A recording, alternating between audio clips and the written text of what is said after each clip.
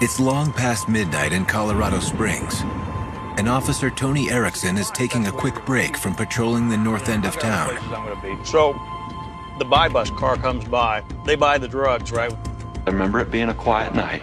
Most people are in their houses. They want to be left alone, and there shouldn't be a lot of activity going on. And we're chasing after him, and he's trying to hold his pants up and run at the same time. 72 Alpha, go ahead. When the call came in, I just had this overwhelming feeling that this isn't going to be good. Shots fired at 990 Holly Springs Lane. Female reports armed suspect in her home. 72 Alpha, Temple will be a route.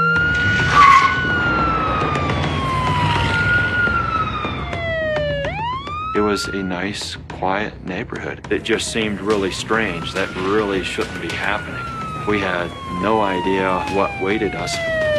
With backup officers and EMTs on their way, Erickson and his partner, Jim Carson, approach Apartment B with extreme caution. You always have to assume the worst of what you may face. Someone can jump out and fire upon you within a very short period of time, even though you're ready. Police, open the door! I got a body. And I see a woman in her 40s sitting in the recliner. I could see that there was puddles of blood. Jesus, she's moving. I got movement. It appeared that she had been beaten severely on the right side of her face. I could see a gunshot wound. At that point, we didn't know what happened. What are we dealing with? Ma'am, can you understand me? Is the shooter still here? Does he still have his gun? Are you sure he has a gun? Is he in the back bedroom? She's nodding her head yes. Okay, you sit tight. Let's move. I remember taking almost a low kneeling position. Officer Carson, he's staying high. All I knew is I had a shooter down the hallway and there were other potential victims. I was the first to go in. Check her vitals.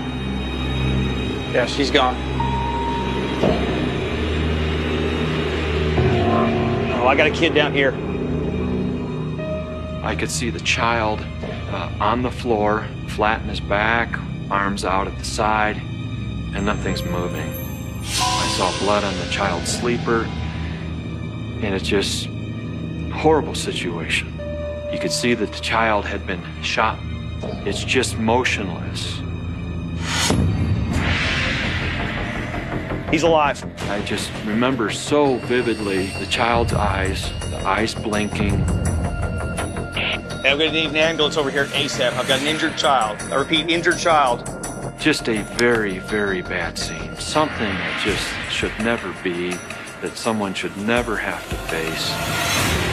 Hang on, buddy. You're gonna be all right. You'll be okay. Across town, Lt.Joe Kenda is running on empty after a 15-hour workday. This work can be mentally exhausting, physically exhausting. Your mind races all the time. You're thinking of all these things that are happening. What could I do differently? And finally, after 15 hours of that, I wasn't sure what my name was, let alone anybody else's. And it's time you say, I've got to get some sleep. Dispatch to Kenda. And then the duty call comes. Go for Kenda. There's been a multiple 187 at 990 Holly Springs Road. You immediately are alert. 10-4, I'll be right there. Kenda out. And the adrenaline rush takes over. And you're driving as fast as a car will go. The 900 block of Holly Springs Lane is a tidy row of middle-class apartments. Medical has already cleared. Excuse me. Gentlemen. Gentlemen. Lieutenant, That's what we got. got a call of shots fired here. Got here, knocked and announced, got no answer, so we kicked it in. Searched the whole place, no shooter. And how about the victims? Got 3, 1 fatality. Diane Lindsay, 24-year-old white female. Got 2 others that were injured. Her mother, Dora Lindsay. Bad news is we got a 2-year-old child. A child? Yeah, a boy. Diane Lindsay's son, Matthew, was shot through the neck. There's a 2-year-old child with a gunshot wound that is grievous. If this child survives, he doesn't have a mother. At age 2, his prospects of a happy life have changed dramatically. Hey, Lieutenant, this is where we found her seated when we came in. Kenda surveys the grisly scene. This apartment is very cluttered. I see a chair. It's explained to me that that's where Dora was found, sitting in the chair, appearing to be relaxed, with a pressure contact gunshot wound to the right temple and an exit through the left cheek. Kenda moves on to the bedroom. Diane's body is face up on the bed. I see a gunshot wound in her forehead and one in the center of her chest. Behind the bed, you can see high-velocity blood spatter on the wall, microscopic dots, as well as other blood from the exit wound, probably in the head.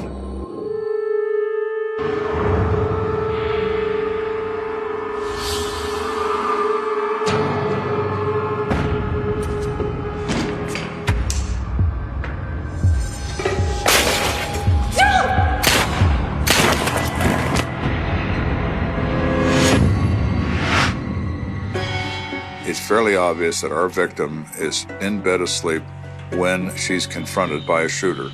She tries to sit upright and was holding the child. The child probably rolled, probably pushed off the bed by the mother. When I see a 2-year-old child hurt by gunfire, I get angry. How dare you hurt a child? On the floor by the bed, a glint of metal catches Kenda's eye. Look here. Looks like a 380. We observe one expended casing. As the hunt for clues continues, Kenda runs through some possible scenarios. Did somebody come in here for the purpose of stealing and they wind up shooting everybody that lives here? And I dismiss that almost immediately because we had to force entry. Police, open the door! We had to force our way in. With robbery ruled out, Kenda considers an almost unthinkable possibility: a murder-suicide. Is it possible that Dora is our shooter? Mom, what are you doing? Please, no! Ah! Then puts gun to her head, pulls the trigger. Self-inflicted gunshot wounds. It's not uncommon that they just flinched at the last minute and pulled the gun to the wrong angle, resulting in a devastating injury, but not a fatal injury. There's one surefire way to know if Dora Lindsay fired that gun. I need to notify the medical examiner to do a GSR test on Dora Lindsay's hands. The kit that is used is a chemical solution that reacts to the presence of barium and antimony, elements that are placed intentionally in the percussion caps of ammunition for the purpose of determining whether an individual fired a weapon or not.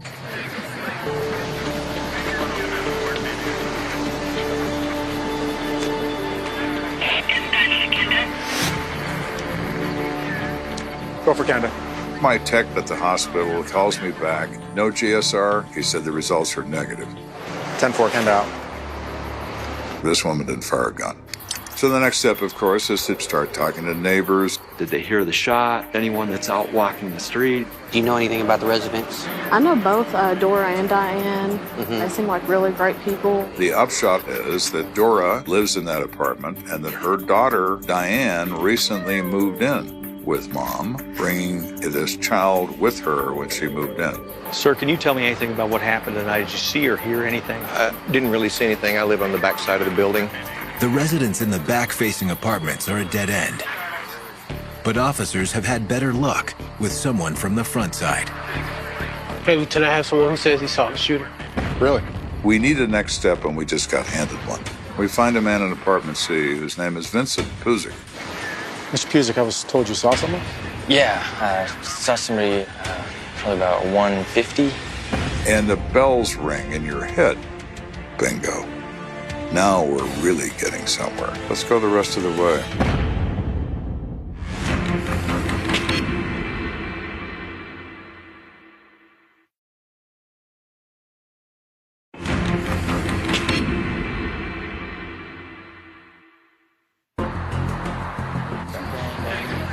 At this point in this investigation, we don't know a lot, but we're learning.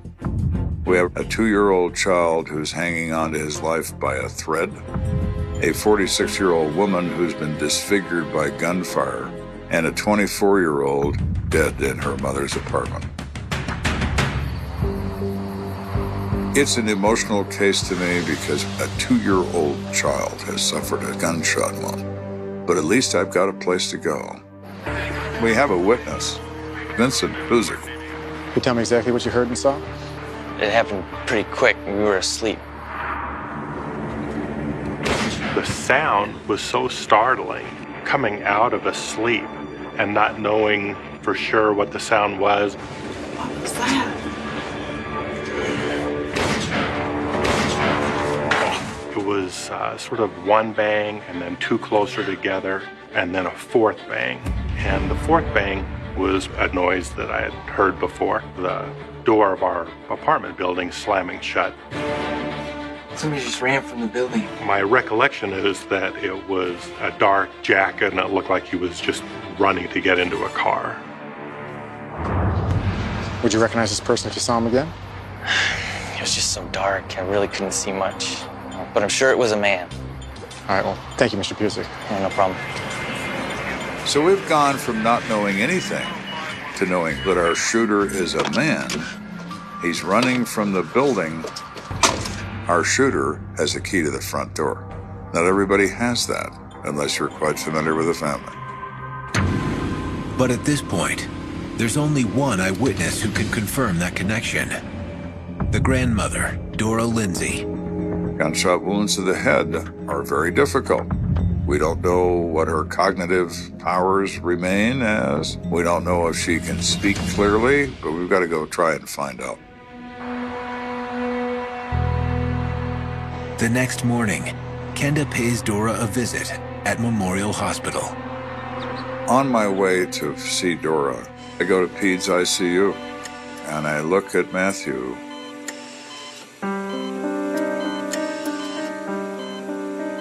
The hardest thing for me is a child victim. There is nothing more innocent than a child.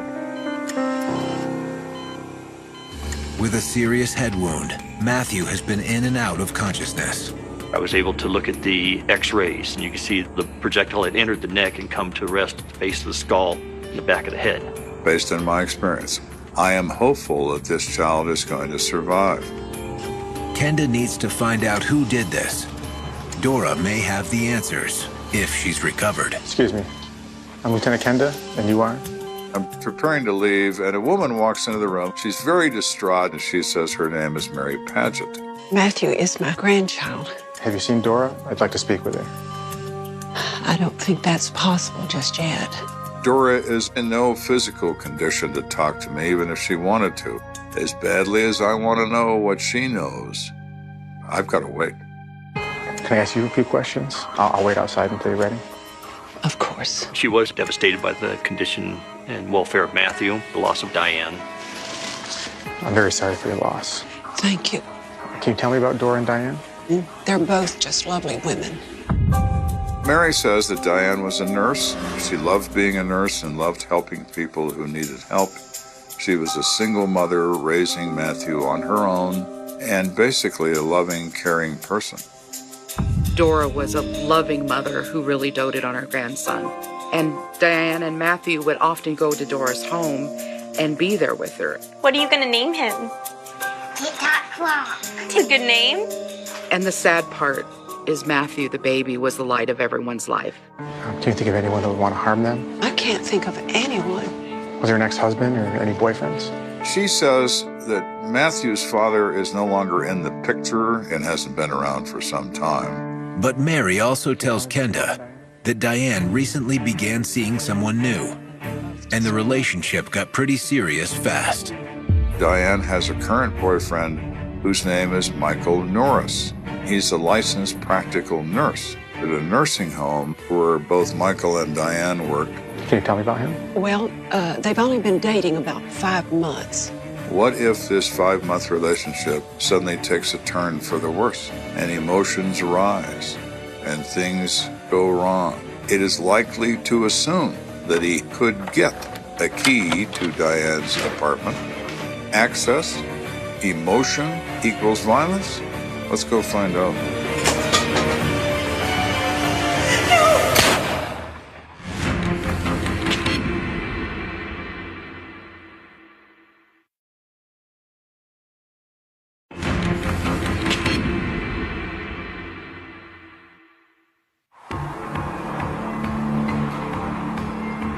Here we are, this disturbing case involving a child victim and 2 adults who've been shot multiple times by some unknown person. And I've discovered this person named Michael Norris, a new boyfriend of one of our victims.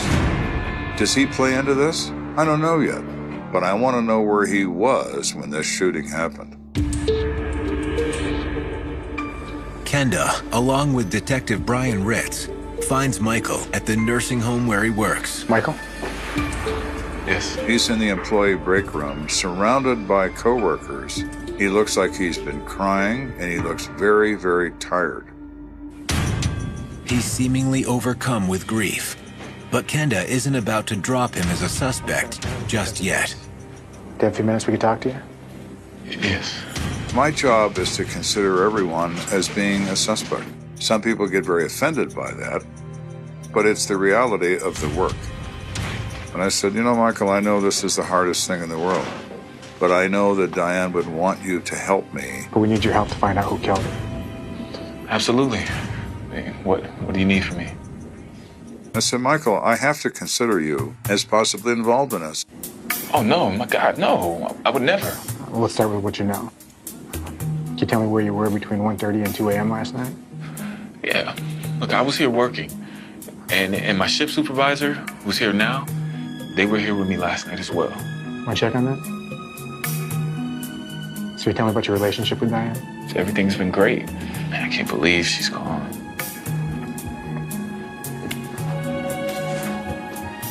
Everything checks out. His alibi checks out. Everything works. Michael is absolutely clear of being responsible for this event. Can you think of anyone that would want to hurt Diane? Or Dora, for that matter? I think I can. And who is that? His name's Eric. And I'm thinking, Eric? So who is Eric? He explains his name is Eric Williams. He says he's the babysitter for Matthew, the little boy. Is he the guy who's going to shoot this child? When Michael explains that Eric babysits Matthew as a favor, Kenda is even more intrigued. When he's not taking care of Matthew, he's a house painter by trade. So he's not a child care guy. So why is he doing that? Why does he take care of Matthew? And Eric and Diane used to date. So now we're not talking about a babysitter anymore. We're talking about an ex-boyfriend. That's a whole different ball of wax. Years. You like that? And the common bond between the two actually was Matthew, that little boy. Isn't that fun? And Diane, as a single mother, did need the help. Matthew and Eric got along great. Matthew loved him. That's when Eric offered to come over and babysit in his free time. And her being a single mom, she definitely needed the help. Hey, I'm here. Come here, buddy. How you been? Well, my. I like ex-boyfriends. They get real upset about being an ex-boyfriend. And how'd that work out for Diane? She didn't really have an issue until I came around. So then Michael explains that she gets back into the dating scene and begins to date him. So, okay, Diane, you break up with this guy for whatever reason, but you allow him to remain around. That could be a recipe for violent reaction. So you two didn't get along? Not really. You know, I was cordial. I tried to be nice when I was there, but I know he didn't like me around. Diane, you here? Michael went over there once to pick up Diane. Oh, hey. And Eric was there because he was with Matthew. How's it going? So who are you? I'm Michael. You must be Eric? And what are you expecting to get out of this? Excuse me? They were staking their territory, and Michael stated his. Diane was his girlfriend. And Michael let it be known to Eric that he wasn't staying away from Diane. You got no business being here. You gotta be kidding me, right? I'm serious. Hey. Hey, Diane. Look, I'll be outside whenever you're ready. Michael thought there was going to be a physical confrontation, so he decided to leave and just get away from the situation. You screwing him? Are you? I'm not doing this with you. So it was obvious to me, and I'm sure it was obvious to her, that Eric was jealous of me. If I ever felt any tension, I try to remove myself from the situation. Thank you for your help. And I'm sorry for your loss. Thank you. So Eric just moved to the top of my list. We then start doing a background check on Eric Williams, whether it be through our criminal records, through state criminal records or anything. The investigation into Eric Williams' background reveals no criminal history, but the search does unearth Eric's address and his vehicle registration. When Kenda runs the plates, he receives some surprising news. When was that? That car has been discovered abandoned. So I ordered that car to be impounded, and I want to go look at it right now. Great, we'll be right there. We need to head over to the impound. They found Eric's car. After it had been towed to a police impound or police evidence garage, a search warrant was obtained for the vehicle. So we go look at this car. We're here to see a car. It's registered to Eric Williams. It should be right over there. Came in about an hour ago. All right, thank you. You're welcome.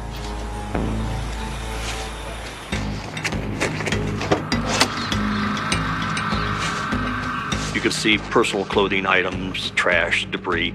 Nothing that stood out as a piece of evidence. No visible blood, no visible weapon. Anything? I don't see anything. Let's take a look in the trunk. Okay. We popped the trunk open.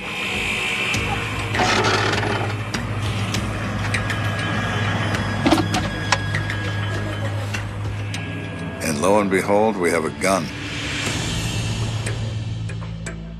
.380 Lorson.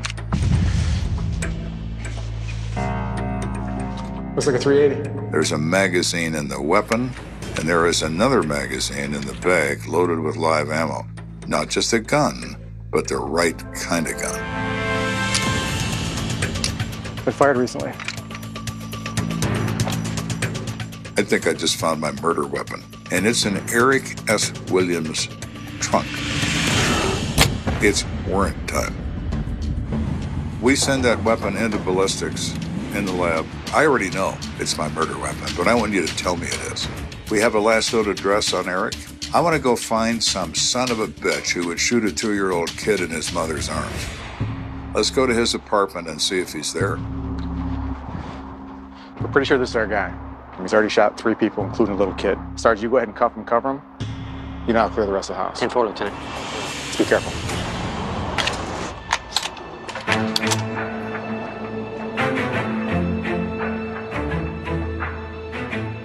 I've got a gun in my hand. When we approach this door, I'm hoping he opens it. I'm gonna put that gun up his nostril.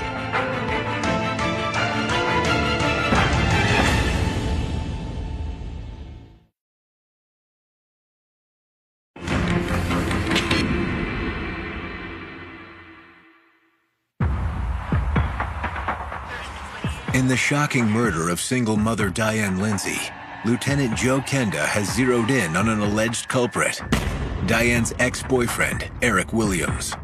In determined pursuit, Kenda follows a series of leads right to Eric's doorstep. I've got a gun in my hand when we approach this door, but I can't force entry because I don't have a warrant yet. We hear no movement, no television, no radio, no steps, nothing's happening. But just then, Kenda notices one of Eric's neighbors returning home from work. What's going on? You know your neighbor, Eric Williams? Not really. I mean, a little bit. We need to contact him. He usually parks his car out there in the front, but I haven't seen him in a few days, so. Thank you, sir. You guys want to check around back? I'm going to look in the windows.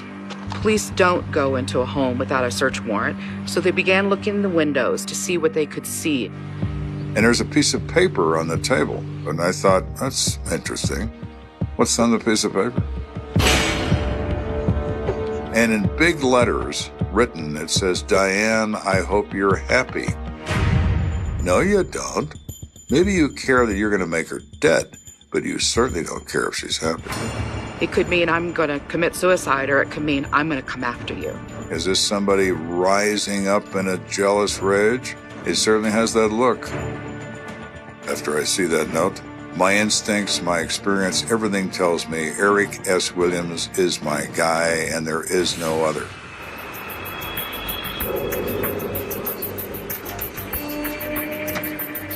You better have some good news for me. This just came in. It's the ballistics lab report, the key piece of evidence Kenda needs to file charges against Eric Williams. I get the report back on the weapon we find in the trunk of his car, and that is, in fact, the weapon that fired the fatal shots. The slugs that were recovered at autopsy match the gun. Everything works. This is the gun. Bingo. Let's trace the sales documents on that gun. Will do. The police department maintains computerized records of firearm sales transactions, so they run the serial number through the computer system, and they get a hit on that gun. The seller is the High Country Pawn and Cycle Shop on Avenda Avenue. If you need a gun and you don't have a lot of money, the best place to go is a pawn shop. Kenda is looking for a sales receipt for a .380 Lorson pistol with Eric Williams' name on it. So when you walk in a cheap suit and you pull out a badge, everybody kind of gets a little upset. Lieutenant Kenda, Colorado Springs Police. And that's good. I like nervous when I want information from people. You sold this weapon. I need to see the sales record. Lorson 380. Is it okay if I use this? Yes, I need the name and address of who bought it. It's a requirement in Colorado. You cannot purchase a weapon without signing documents.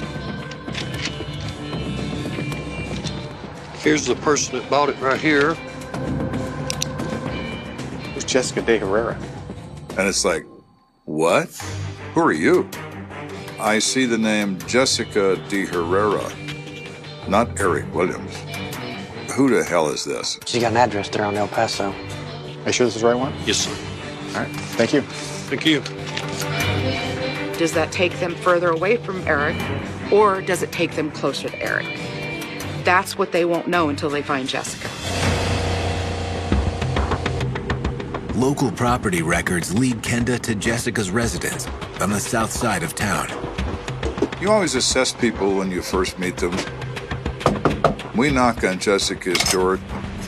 She jerks the door open. Jessica is no kid. Are you Jessica De Herrera? Yeah? I detect the attitude that she's about to say, drop dead or get off my porch. The gun you bought the other day was used in a murder. What? A grandmother and a 2-year-old were also shot. Oh my God.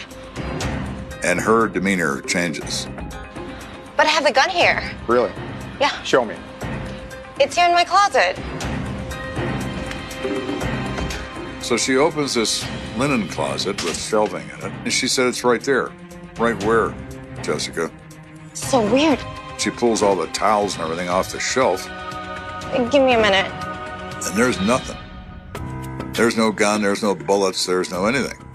I don't understand. Why don't you tell me more about this missing gun? She talked about how her ex-boyfriend had held a gun to her head, so she purchased it for protection. Obviously, I'm beginning to question whether she's being completely honest with us. Do you know an Eric Williams? Sure, he dates my roommate. And her name is?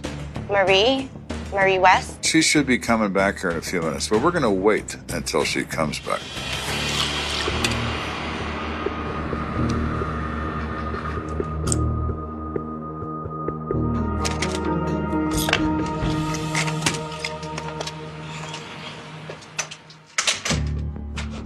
Jessica, what's going on? Lieutenant Kenda of the Colorado Springs Police Department. Yeah, and what? We understand that you date a guy named Eric Williams. Yeah, we've been together for a few weeks. Why? Well, let me tell you why. There's a weapon that Jessica, your roommate, purchased the other day. They wound up being used in a triple shooting, one of which is dead. Our prime suspect in that case is Eric Williams. Eric wouldn't do something like that. Diane Lindsay was killed. Do you know Diane? Diane is his ex. The lady with the kid, oh my God. And now she's completely helpful. Marie went on to explain that she thought it was very odd that Eric always talked about Diane. You know, she got a new boyfriend and he doesn't feel right about it. She's sneaking around cheating on me. Who, Diane? Yeah. She says she thought that was very strange. Eric, you're dating me. What's the difference? You're with me, she's with him. How's that different? I don't know, just is. You want to run that by me again, Eric? It's okay if I cheat on her. I mean, that's okay. She just can't cheat on me because it's all about you, isn't it, Eric? When was the last time you saw him? He stayed the night last night. Marie says Eric went to a party alone. He came back about 2:30 a.m. and was still here when she went to work. I left and he was dead asleep. Hope you hear from him, so make sure you call us. We've taken a convoluted path to put that gun in Eric's hands. He didn't buy it, but he was in the premise where the gun is now missing from. So we're back to the beginning. Where are you, Eric? Back at the station, Kenda forms a plan for hunting down his prime suspect. All right. So they found his car there. And he was last seen at Marie's place here. I'm ready to go after this guy with anything I can get my hands on. He's hurt a kid, and you don't do that when I'm in charge of it. Officers are busy looking for him. They're trying to track locations, anything we can find out about this guy, whether it be past friends, girlfriends, work, to try to find out where he's at. My wheels are spinning at 1,000 miles an hour. Where is Eric Williams? When I get a call that stops me in my tracks. Kenda here. Wait, what? In all my years as a detective, what just happened rarely ever happens. But it's the key to this particular case.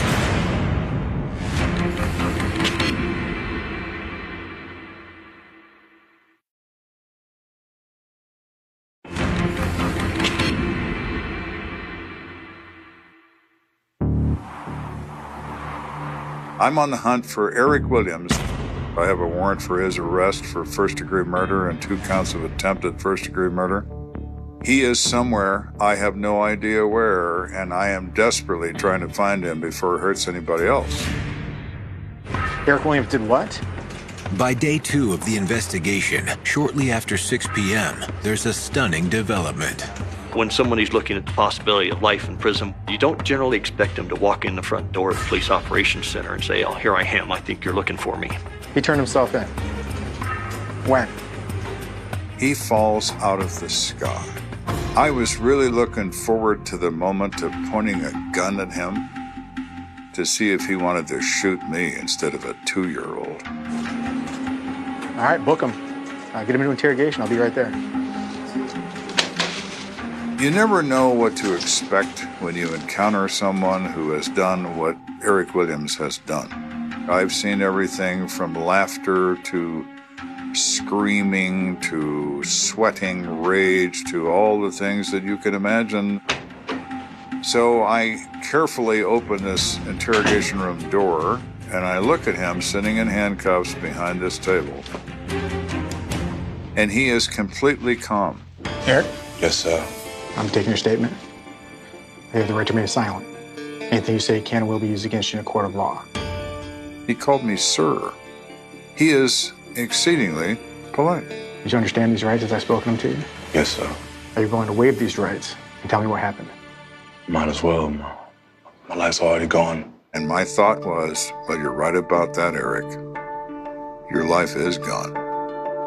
All of the rage, all of the anger, all of the let me get a gun so I can kill Diane has left him. Tell me what happened. I was dating Diane for a long time. I loved her, you know. Her and her son.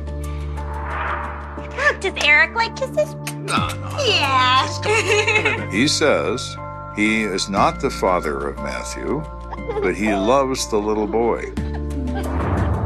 When she said it was over, I offered to still watch Matthew every now and then when she needed me to.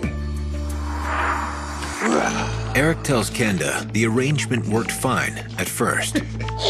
But as Diane slowly dipped her toes back in the dating pool, she started giving off mixed signals. So what you up to tonight? Just going out. One day she'd be telling me it's over and she wanted me to move on. Next day she would be coming on to me. He's not exactly sure what's going on, and then he finds out about Michael Norris. And that lights his fire. Yo, are you sleeping with him? He just can't deal with it. And that he met this other girl, Marie West. He describes the evening of the killing, that he's at Marie West's house. He is still internalizing all this animosity and all of this rage about Diane. That's all he's thinking about. Are you all right? Yeah. And he decides he's going to go to a party, and Marie can't go because she has to go to work the next day. But you'll be back tonight, right? I won't stay out too long, okay? Okay. Good night. Eric claims that as he went to retrieve his jacket from the closet, he saw Jessica's gun. It's on the shelf in the closet.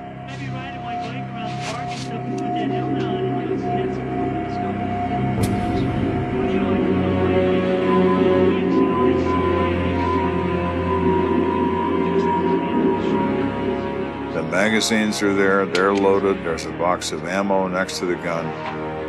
And at that moment, he realizes this could solve his problem.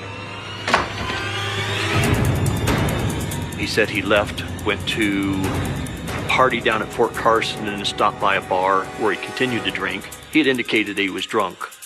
Sometime past 1:30 a.m., Eric heads out to find Diane at her mother Dora's, where she and Matthew have been staying.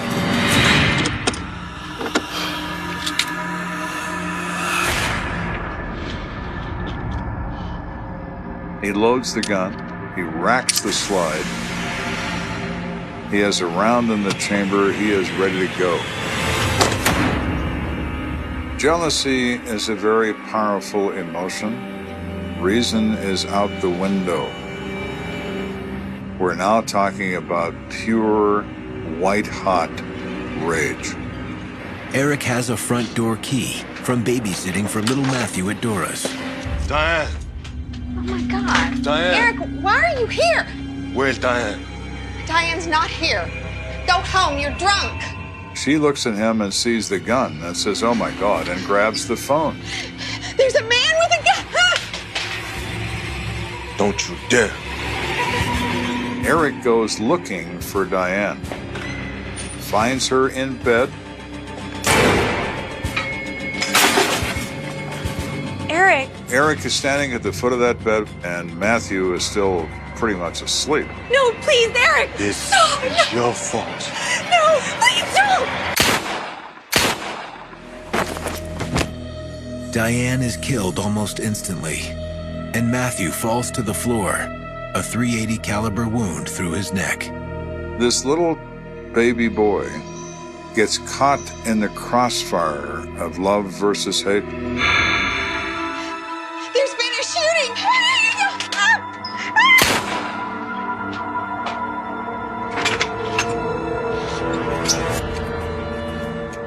After running off, Eric drives to an isolated area and pulls over to clear his head. He stashes the gun in the trunk and abandons his vehicle. Now, as to why he would do that, who knows? He hitches a ride with somebody to get back to Marie West. So about 2:30 a.m., I got home. I just got in bed with Marie. He then said he woke up the next day and he became overwhelmed with guilt. I couldn't take it. I knew I had to turn myself in. There's just one more thing, Eric. The boy, the one you shot. And he almost starts to cry. And he says, "I never meant to shoot Matthew. I never did mean to shoot him. I swear I didn't know he was there." I said, "Eric, I'm going to see to it that we lock your ass up for this. And you can deny shooting Matthew all you like. Matthew is shot with a bullet from the gun you had in your possession." Officer. Yes, sir. Get him out of my face.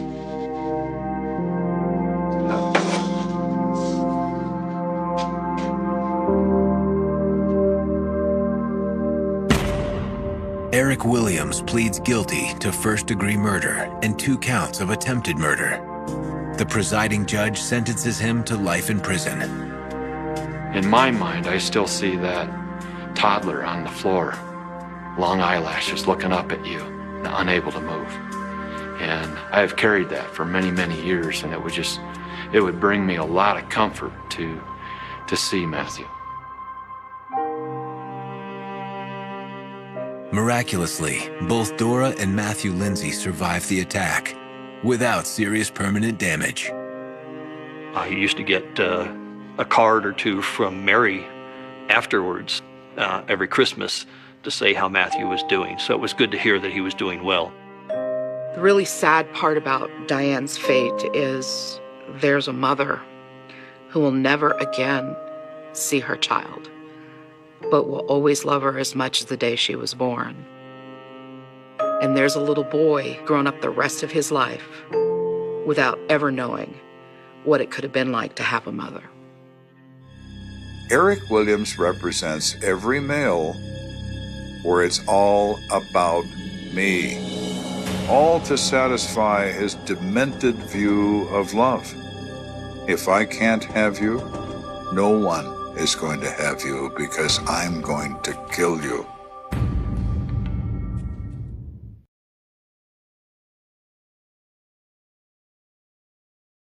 At 2:17 a.m., the rain stops like someone flipped a switch, and the silence that follows is the kind that makes your ears ring, the kind that turns every dripping gutter into a countdown, and in a quiet pocket of Florida where palm fronds scrape against chain-link fences like fingernails, a single streetlight hums over an empty parking lot and refuses to die, throwing a sick sodium glow onto a sedan that doesn't belong there, parked crooked as if the driver's hands let go mid-turn, the front wheels angled toward the water, the engine cold, the windows up, the radio dead, and the driver's seat pushed back, just a little too far for comfort, like someone climbed out in a hurry and never looked back.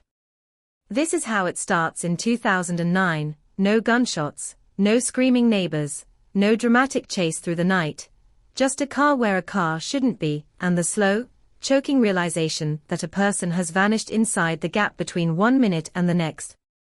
The name on the missing poster will be printed in thick black letters by sunrise, but right now she's still only a voice in someone's phone, still a warm body who was laughing 4 hours ago, still a pair of hands that left fingerprints on a plastic cup and smudges on a fogged bathroom mirror. 27. Local. Reliable. The kind of woman co-workers describe with the same safe words: sweet, hard-working, always on time, because the truth is harder to admit. She had that restless edge, that energy that made you think she was always listening for something you couldn't hear. She finished her shift late, hugged a friend in the lot behind the building, promised she'd text when she got home, and then she stepped into the Florida night like it was nothing, like the darkness was just another hallway to walk through. She never made it. The community will swear it isn't the kind of place where people disappear. They'll say it on porches, say it in diners, say it with that brittle confidence small towns use like armor. But the town's edges tell a different story: the tidal canals, the mangroves that swallow sound, the long stretches of road that run past vacant lots, and shuttered motels, the boat ramps where the water looks black enough to hide a whole city underneath. Florida has a talent for putting beauty on top of danger, sunlight on the surface, teeth beneath. And on that night, the air is wet and heavy, the kind that clings to skin, and somewhere between the last text and the first unanswered call, something moves in the dark without leaving a clean trail behind. The first officer on scene does what every officer does when they don't know yet that a life is splitting open. He circles the vehicle, sweeps a flashlight beam over the dash, checks the plates, tries the door handle. Locked. He leans close enough to see the faint crescent of a thumbprint on the glass. He notes the purse isn't on the passenger seat, but there's a jacket tossed in the back like it was thrown without thought. There's a faint odor, not strong, not obvious, just a hint of something metallic and warm, like rain hitting rust. He shines the light down at the asphalt and sees nothing that screams violence. only the mundane debris of a coastal town. Sand, a crushed cigarette, but a palm seed pod, the rainbow sheen of old oil. He radios it in as an abandoned vehicle. Routine. Paperwork. Then he spots the key still in the ignition, turned just enough that the steering wheel is unlocked, as if someone started the car, stopped, listened, and decided not to go anywhere at all. By dawn the parking lot is no longer quiet. It fills with uniforms, radio chatter, the low growl of engines, and the frantic footsteps of people who have already begun to imagine the worst. The missing woman's family arrives with that stunned look, that blank disbelief that makes grief seem like a foreign language they haven't learned yet. Her mother stands too straight, clutching her phone like a weapon. Her father keeps scanning the water, as if his eyes can pull her back by force. A detective kneels to photograph tire marks that don't quite make sense. The car backed into the space, but the angle is off, like the driver misjudged and corrected at the last second. Another detective finds something on the outside of the door. Tiny streaks of mud on the lower panel, not from the lot, not from this kind of asphalt. Something thicker, darker, like the kind you'd find near the marsh, near the places where the ground gives when you step. They open the car and the air inside is stale and intimate, carrying the faint sweetness of perfume, the ghost of her presence. There's a phone charger coiled like a dead snake. There's a fast food receipt crumpled in the cup holder, time stamped at 12:41 a.m., from a place that isn't on her normal route home. There's a single earring on the floorboard, small and silver, the kind you lose when your hands are shaking. The detective holds it between gloved fingers and feels the weight of it, that tiny object suddenly louder than any siren. Her phone is gone. Her purse is gone. But the car is here, and it's speaking in fragments. The headlines come fast, because the story is irresistible. Young woman vanishes, car found near water, community on edge. The words, mysterious disappearance, get repeated until they lose meaning.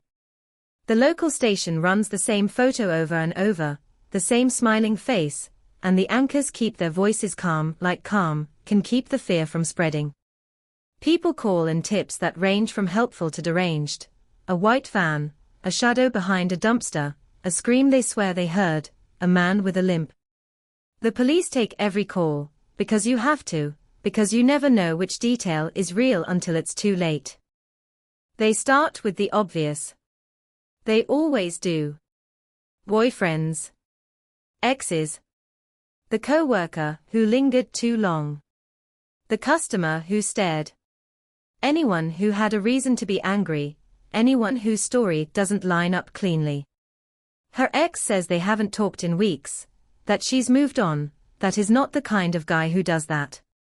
He's sweaty when he says it, jaw tight, eyes fixed on the detective's badge instead of the detective's face. He has an alibi, of course. Most people do at 1 a.m. if you ask the right friend. The detectives check anyway.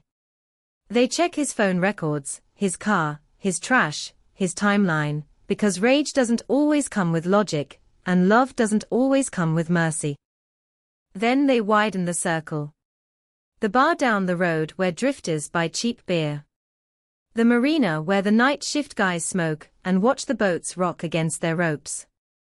The motel with the flickering neon sign that promises vacancy like a threat. They pull surveillance footage from anywhere that has it, but 2009 isn't the world of crisp cameras and cloud backups. It's grainy, it's missing frames, it's systems that overwrite themselves every 7 to 2 hours if no one remembers to save the tape. One camera shows her car passing an intersection at 12:58 a.m., headlights sweeping across wet pavement. Another camera should show the next block, but it's dead, power outage, they say, lightning earlier in the week, the owner never fixed it. A third camera catches a blur, a sedan like hers, stopping near a boat ramp, brake lights glowing red, then darkness. A volunteer search begins, because the town can't sit still. They comb the mangroves, push through palmetto scrub, wade into shallow water with sticks and flashlights. They find snakes. They find beer cans. They find old bones that turn out to be animal. Every time someone yells, hearts jump, lungs seize, and for a second the world narrows to the hope that this is it, this is her, and then the object is something else, something worthless, something that feels like betrayal. Helicopters thud overhead. Dogs track scents that vanish at the edge of the water like the earth itself is swallowing evidence. And then a detail surfaces that makes the detective's stomach drop, because it changes the entire shape of the night. A friend shows them a voicemail left at 1:12 a.m., the last one. It's short. It's muffled. You can hear her breathing. You can hear wind. You can hear a sound like fabric dragging across plastic. And then her voice, tight, controlled, not panicked yet, but careful, like she's trying to keep someone from noticing she's speaking.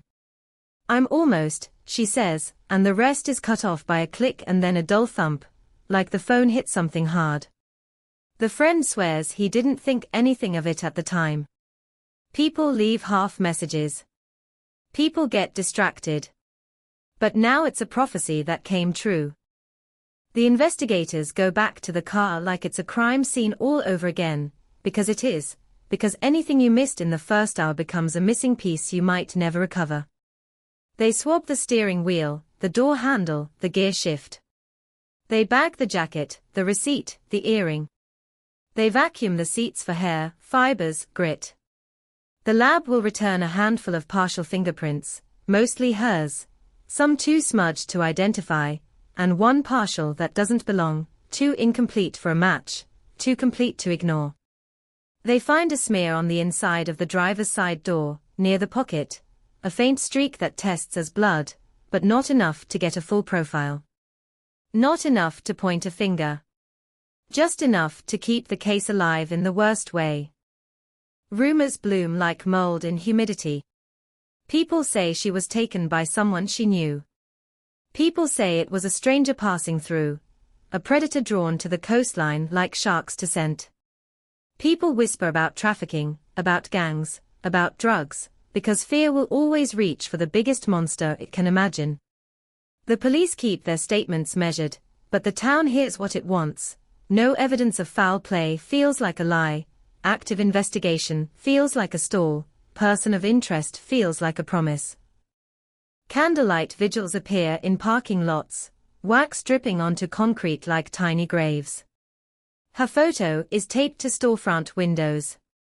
Strangers who never met her cry on television, because her face has become a mirror of every parent's nightmare. Weeks pass, and the case shifts from urgent to grinding. Detectives re-interview the same people, because stories change when pressure sits on them long enough. They map her route based on cell tower pings, but the last ping is hours earlier, miles away, a dead end. They dive the canal near the lot, dragging the bottom, pulling up shopping carts and tangled rope, nothing human. They check pawn shops for her jewelry. They check hospitals. They check jails. They run her name through databases that don't have answers for the disappeared. Every day without a body, without a confession, without a clean piece of evidence, the case becomes something else, not a crime you solve, but a wound you manage. Then there's the tip. The one that hits like a defibrillator. A call comes in from a man who says he saw her that night, not at the boat ramp, not near the lot, but on a service road behind a closed warehouse, under a security light that flickers like a dying pulse. He claims he saw her standing beside her car with another vehicle pulled close, an older SUV, dark, no plates visible, driver's door open like a mouth. He says he heard voices, low and urgent, and then he saw her lift her hands as if to explain something, as if to plead. He didn't stop, he says. He just drove on. He thought it was a couple arguing. He thought it was none of his business. Now he can't sleep. Detectives chase it, because they have to, because hope is fuel even when it burns. They locate the road. They canvass the warehouse district. They search for cameras, for witnesses, for any sign that the night left a footprint there.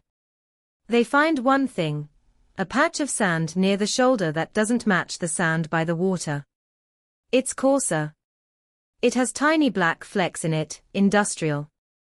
They bag it. They send it to the lab. They compare it to soil samples from around the area, because this is what investigation becomes when the obvious fails, microscopic wars over grains of earth. And when the results come back, they learn the sand is mixed with crushed shell and asphalt dust, consistent with fill used near construction sites along the coast, places that are everywhere and nowhere, places you can't search one by one without losing years. The public grows restless, then numb. The posters fade under sun and rain until her smile looks washed out, like a ghost trying to hold shape. New cases happen. New tragedies steal airtime. But for her family, time doesn't move forward. It loops. Every ring of the phone is a jolt. Every unknown car slowing on their street feels like a threat. Her mother keeps her room the same, as if order can bring her back. Her father drives the roads at night, retracing imaginary routes, staring at boat ramps and dark ditches like they might blink and reveal her.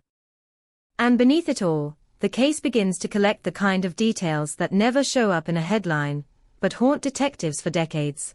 The missing minutes between 12:58 and the voicemail at 1:12, the receipt from the wrong fast food place, the partial print that refuses to match anyone, the smear of blood too small to speak, the lone earring that suggests a struggle without proving it. The town wants a villain, a face, a handcuff photo, a moment of closure that can be replayed on the evening news. Instead they get ambiguity, and ambiguity is a slow poison. It turns everyone into a suspect. It turns every familiar street into a map of potential danger. It teaches people to lock doors earlier, to glance over their shoulders, to read strangers' expressions like weather. In 2009, they call it a cold case only after the heat is gone, only after the search teams stop showing up, only after the detective's desk becomes a stack of folders labeled with names that never got answers. But the truth is, it starts freezing the moment the trail breaks, the moment the water eats the scent, the moment the town realizes a person can vanish without sound. And somewhere out there, somewhere beyond the reach of floodlights and police tape and desperate prayers, there is a sequence of events that someone remembers in perfect detail, a sequence that ends with her silence, the sequence that has been carried like contraband for years. The night she disappeared is not just a night, it's a locked room. The door is shut. The key is missing. And the room is still full of her last breath, waiting. The room is still full of her last breath, waiting, and the longer it waits the heavier it gets, pressing down on everyone who dares to step close, because a disappearance isn't an empty space, it's a presence that spreads, it clings to every file folder, every unanswered voicemail, every wet stretch of road that looks ordinary until you imagine a woman standing there with her hands half raised, trying to calm a situation that's already gone past calm. The detectives feel it first, that creeping shift from hunt to haunt, when the calls slow down and the tips turn stale, when the same names start to circle back like vultures to a roadkill certainty, and the case file swells with paper, but not with progress. They hang her photo on the board and keep staring at it like they can pull a confession from a smile, like they can reverse time with sheer attention, and one of them, older, careful, the kind who's seen too many families collapse, starts marking the timeline again, minute by minute, because if you can't move forward, you go back and back until the past feels like a place you can walk into. 12:41 a.m., the receipt. A small thing. A greasy slip of thermal paper. But it's a crack in the story, and cracks are where light gets in, or where blood leaks out. They visit the fast food place, bright fluorescent misery on the edge of a highway, the smell of fryer oil embedded in everything like a permanent stain. The manager pulls up what little they still have, shift logs, a handwritten note about a broken register, the memory of a drive-through line that never ends. An employee remembers a woman matching her description, but matching is a weak word when you're dealing with late-night customers, and shifting faces, and a decade of similar nights. Still, he remembers something else. a car behind her, close, too close, headlights glaring in the rear window while she waited for her order. He says the driver laid on the horn once, not long, just a sharp blast of impatience. She didn't react, he says. She just stared forward like she was pretending not to hear. That tiny detail, pretending not to hear, makes the detective's pen pause, because it suggests she'd already decided, already chosen avoidance, already sensed a threat of danger and tried to step around it without tugging too hard. They ask if any cameras caught the drive-through. The employee points up at a corner mount, a black plastic eye that should have seen everything. The manager shakes his head. The system overwrites every few days. It's gone. That word again, gone. Florida in 2009, where the evidence disappears as easily as the person. So they widen the search again, not by miles but by motive. Who would follow her? Who would want her off the map? And what kind of predator takes someone and leaves a car, locked, keys in ignition, just enough evidence to create panic, but not enough to solve? That's not sloppy. That's theatrical. That's someone who understands how a scene reads. A detective goes back to the abandoned parking lot near the water in daylight, when it looks harmless, almost beautiful, a strip of asphalt by a canal with pelicans perched like bored sentries. He walks the perimeter and sees what he missed in the chaos of the first morning, a narrow path in the grass leading away from the lot toward a stand of mangroves, flattened as if something heavy dragged through. He follows it and finds the ground soft, pocked with impressions that could be footprints, could be animal tracks, could be nothing. Florida loves ambiguity. He squats and sees a small scrape on a low branch, bark peeled back, pale wood exposed like skin under a torn scab. Above it, a strand of something catches in the thorns, dark fiber, maybe cloth, maybe hair, too thin to tell with the naked eye. He bags it anyway, because maybe is all he has. In the lab, the fiber becomes a story and then refuses to finish it. It's synthetic, common, consistent with hundreds of garments, upholstery, cheap seat covers. The partial fingerprint that didn't belong stays partial. The blood smear stays small. It all stays in the limbo where cases die. And that's when the case starts attracting its own ecosystem of people, true believers, opportunists, grief tourists, the ones who want to help and the ones who want to be seen helping. Psychics call the family and describe visions of water and darkness, as if that isn't obvious. A self-styled investigator shows up with a binder of printouts and a certainty that feels like a threat. The police push them away, because hope is dangerous when it's packaged and sold. The family's life becomes a calendar of pain. Birthdays that feel like mockery. Holidays where her seat is empty and nobody dares to fill it. Her mother keeps her phone charged at all times, as if the right call might come through and the battery can't be the reason she misses it. Her father starts writing down license plates he doesn't recognize, because paranoia feels like action, and action is better than helplessness. Their friends try to show up, but even compassion gets tired, and slowly the crowd thins until it's just the immediate circle, trapped inside the same question that won't stop echoing. Then, months in, the investigation stumbles onto something ugly, not a breakthrough, not a clean answer, but a stench of possibility. A patrol officer in a neighboring county pulls over an SUV for a broken taillight. The driver is jittery, sweating through his shirt though the night is cool. In the back, beneath a tarp, the officer finds duct tape, zip ties, a coil of rope, and a shovel. The driver's explanation is too fast, too rehearsed. He says he's a contractor. He says he's headed to a job site. He says a lot of things without being asked. They bring him in. His name doesn't match anything in her file, not at first. He's not an ex, not a co-worker, not a known associate. But when detectives run his record, they find assault charges, stalking complaints, restraining orders that never held because paperwork can't stop obsession. They search his phone and find images of women, taken from a distance, blurry, secretive, the kind of photos that make your skin crawl, because they weren't meant to be shared, they were meant to be owned. Among them, one photo is taken in a parking lot behind a building that looks a lot like hers, at night, under security lights. The woman in the frame is turned away. You can't see her face. But her hair, her posture, the jacket shape, it makes the detective's throat go tight. They bring him into an interview room and the air goes cold, the fluorescent lights buzzing like insects. The man smiles too much, like he's enjoying the attention. He denies everything with smooth confidence. He's never seen her. He doesn't know her.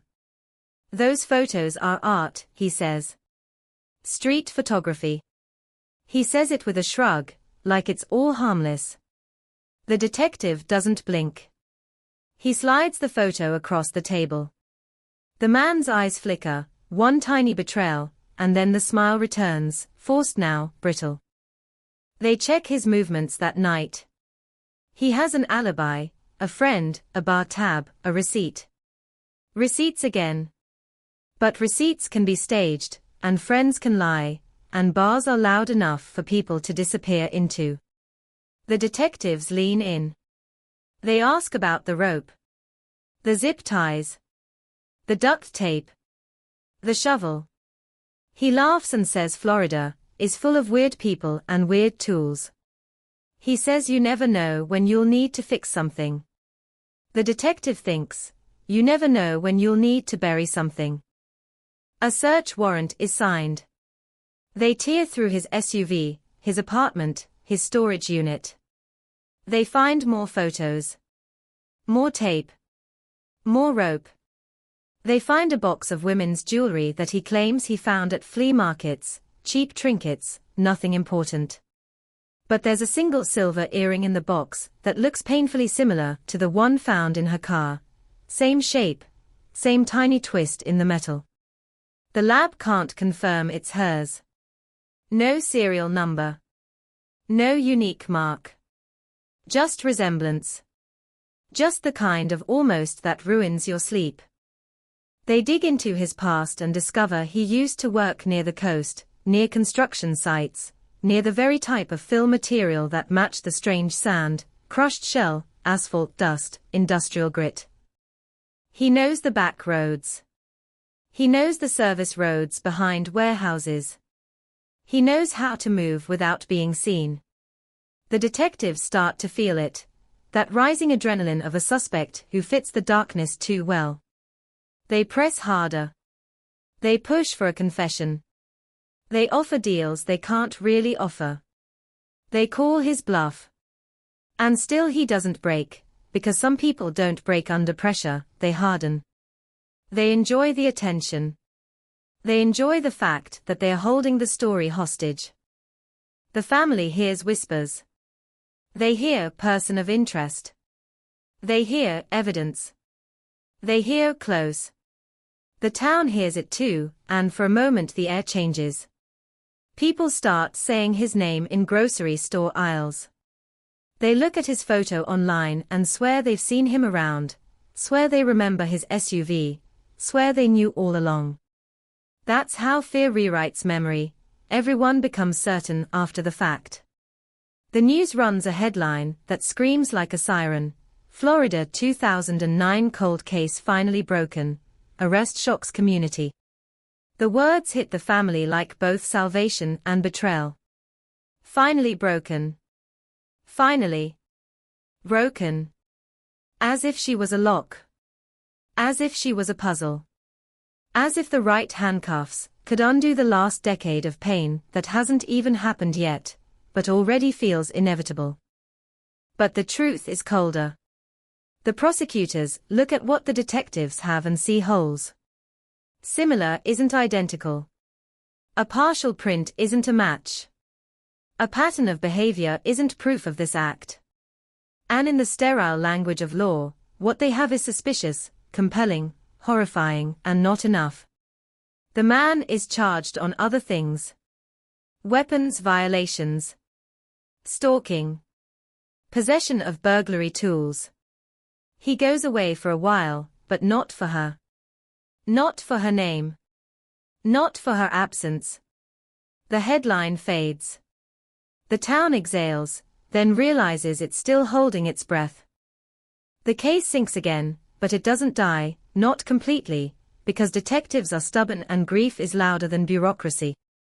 A new detective takes over after a transfer, younger, hungrier, the kind who believes technology can do what time couldn't. He digitizes everything, puts every witness statement into a database, draws lines between names that once looked unrelated. He finds a pattern in the tips, a cluster of sightings near a specific stretch of road that runs behind a series of half-developed lots, places where construction started and stalled, leaving piles of fill and abandoned equipment like skeletons. He drives it at night, windows down, listening. The road is empty except for insects and distant traffic. The darkness feels thicker here, as if the trees are leaning in. He stops at a pull-off and kills the engine. In the silence he hears water somewhere, slow and patient. He imagines a car pulling up. He imagines a door opening. He imagines a woman stepping out with her phone in her hand, trying to keep her voice calm, trying not to give away fear. And then he sees something in his flashlight beam, faint scratches on the guardrail, old, rusted over, but there, as if something heavy was dragged across metal. He crouches and finds a tiny piece of plastic lodged in a seam, brittle with age. He snaps a photo, bags it, and for the first time in months he feels that electric, dangerous thing again, possibility. The lab identifies the plastic as part of a phone case, a common model from that era, mass-produced, but the edges suggest a specific color pattern, dark with a silver inlay. The missing woman's friend remembers her phone case. Dark. Silver stripe. She bought it because she liked how it looked under the streetlights. The detective's pulse spikes. He goes back to the guardrail with a team, combs the ditch, and they find more debris. A cracked lens from a cheap flashlight, a rusted keyring with no keys, and a shallow depression in the earth that looks like someone dug once, then stopped, then let nature erase the crime. They bring in cadaver dogs. The dogs hit on a spot near the depression and start pawing, whining, circling. It's a sound that makes grown men go pale, because it's not a bark, it's a verdict. They dig carefully, inch by inch, dirt sifting through gloved hands. They find nothing at first. Then they hit something hard, a sheet of old plywood buried just beneath the surface, stained dark as if it soaked up years of rain and secrets. They lift it and the smell that rises is not rot, not decay, but wet earth and something else, something human beings are wired to fear. The family is not allowed near. The cameras aren't allowed near. The detectives dig anyway, because they have to, because the earth might finally speak. And then the shovel strikes metal. Not a coffin. Not a body bag. A rusted toolbox, half collapsed, filled with nothing but sand and small objects that look like trash until you see them clearly. A broken necklace chain, a melted lighter, a scrap of fabric with a floral pattern, and a single, tiny charm shaped like a star. The detective holds it up under his flashlight and feels the world narrow again, because he's seen that charm before, not in evidence, not in the lab, but in a photo of her, on her keychain, hanging from her purse zipper like a little piece of personality. The charm is dirty, corroded, but unmistakably hers. It should feel like victory. It should feel like closure. Instead it feels like someone just opened the door to that locked room and revealed another locked room behind it, deeper, darker, because if her charm is here, then she was here, and if she was here, then someone brought her here, and if someone brought her here, then someone knows exactly what happened on this road where the trees swallow headlights and the water listens without answering. The detective stands up, wipes mud from his gloves, and looks into the black line of the woods as if the woods might blink. Somewhere in the night, an insect chirps once and stops. The silence returns, heavy and intentional, and the case, instead of ending, shifts its weight again, pressing forward like a storm cloud that refuses to move on. The charm in the mud doesn't feel like proof, it feels like a message, like someone took a piece of her life and planted it where the earth would hide it, but not forever, because nothing stays buried in Florida for long. Rain, roots, insects, time, they all dig for you. The detective keeps the star charm in a sealed bag, but in his head it's already out, swinging from a zipper, tapping against fabric with every step she took, a tiny rhythm that ended somewhere on that service road. He drives back to the station with the evidence on the seat beside him like a passenger, and the headlights carve tunnels through the darkness, and he can't stop thinking about the toolbox. Why a toolbox? Why not a bag? Why not nothing at all? Why keep objects like trophies and then abandon them? Why build a little shrine of trash and memory and call it concealment? The case has always been an absence, a blank space, but now it has a scent, a texture, a location, and that makes it more terrifying, because it means she didn't vanish into thin air. She moved through hands, through places, through minutes that belonged to someone else. They lock down the new site before the sun rises, because daylight brings civilians, and civilians bring rumors, and rumors crush investigations like sand in a machine. Crime scene tape flutters against the trees. Floodlights turn the ditch into a pale wound. The cadaver dogs keep circling, restless, noses glued to the ground, as if the earth is whispering to them in a language people can't hear. A forensic tech drops to her knees, scrapes away a layer of soil, and finds a second depression a few yards away, deeper, older, filled with leaf litter, and small bones that might be raccoon, might be nothing. They mark it. They photograph it. They dig anyway, because the worst mistake in a case like this is assuming you've found the only secret. The dirt is heavy, wet, clinging to shovels like it doesn't want to let go. Every few inches they pause, sift, bag, label, because care is the thin line between evidence and contamination. The town doesn't see this part. The town sees sirens and headlines. But here, in the mud, under the glare of portable lights, the investigators feel the truth of cold cases. They are solved one fingernail of soil at a time, one breath held after another, one heart-sinking disappointment until something changes. Something does change. Not with a dramatic reveal, not with a skeleton rising from the ground, but with a smell, faint, sour, unmistakable, like damp cloth sealed in a container for too long. They find another object. A plastic bag, degraded, fused with dirt, the kind that might have held groceries, the kind that might have held anything. Inside it, there's a wad of fabric, dark and stiff, and when they unfold it carefully it reveals itself as a scarf, patterned with faded flowers. The detective's mind snaps back to the scrap from the toolbox, floral too. A matching set. A woman's touch. The kind of accessory you wear to feel like yourself.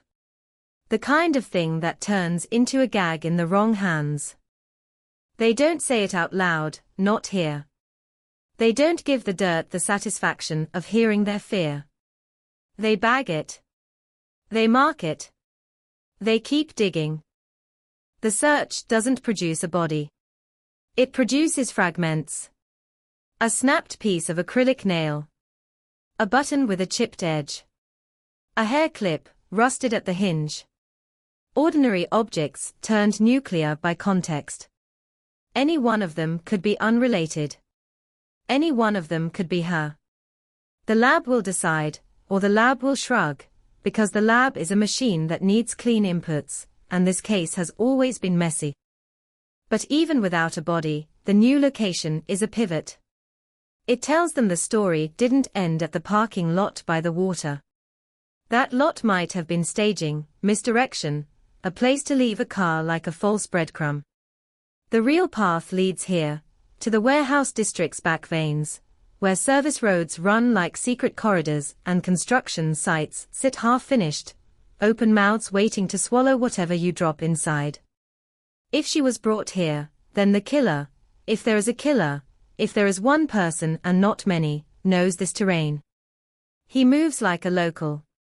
He understands where headlights don't reach. The detective pins the map to the board and draws circles. The lot by the canal. The fast food place. The service road. The construction fill sites. He draws lines between them until the lines look like a spider web, and somewhere in the center he writes one word in thick marker: control. Because that's what this feels like. Not random. Not opportunistic. Controlled. They revisit the earlier suspect, the man with rope and zip ties and a smile that never warmed. They check where he lived in 2009. They check where he worked. One address is less than 2 miles from the newly discovered ditch. 2 miles. A short drive. A walk if you're desperate. They pull his old phone records again, if they still exist. Some companies keep them. Some don't. They chase subpoenas that lead to dead ends and storage tapes and corporate shrugs. They reconstruct what they can. There's a call at 12:52 a.m. pinging a tower near the drive-thru. There's another at 1:19 a.m. pinging closer to the warehouse district. It's not proof. It's smoke. They interview the friend who gave him an alibi back then. 10 years of time has chewed up the man's certainty. He sits in a chair, older now, eyes puffy, hands trembling. He says he doesn't remember. He says it was a long time ago. He says they were drinking. He says he might have stepped out. He says the suspect left for a bit and came back. He didn't think anything of it, he says, and the detective hears the familiar chorus: I didn't think. I didn't stop. I didn't ask. That's how predators survive, on other people's reluctance to get involved. They lean on him harder. The man breaks in small ways. He admits the suspect had a temper. He admits he talked about women like they were objects. He admits he once joked about how easy it would be to make someone disappear in Florida, because Florida is all water and dirt. He says it with a laugh that dies halfway out of his mouth. He says he thought it was just talk. Just talk. The detective writes it down and feels his jaw tighten until it aches. Then, in the middle of all this, the case gets hit with something worse than a dead-end noise. A letter arrives at the station in a plain envelope, no return address, typed, not handwritten, the kind of thing that makes every hair on your arms rise, because it's either lunatic, or a liar or someone who knows exactly what they're doing. The letter references details that were never released, specifics about the earring in the car, the time on the receipt, the mud streaks on the door. It mentions the star charm. It says, simply, you're digging in the wrong place. And then it adds another sentence, colder, you already met the man who did it. The room goes silent when the detective reads it out loud, because for a second everybody hears the same unspoken thought: the killer is watching.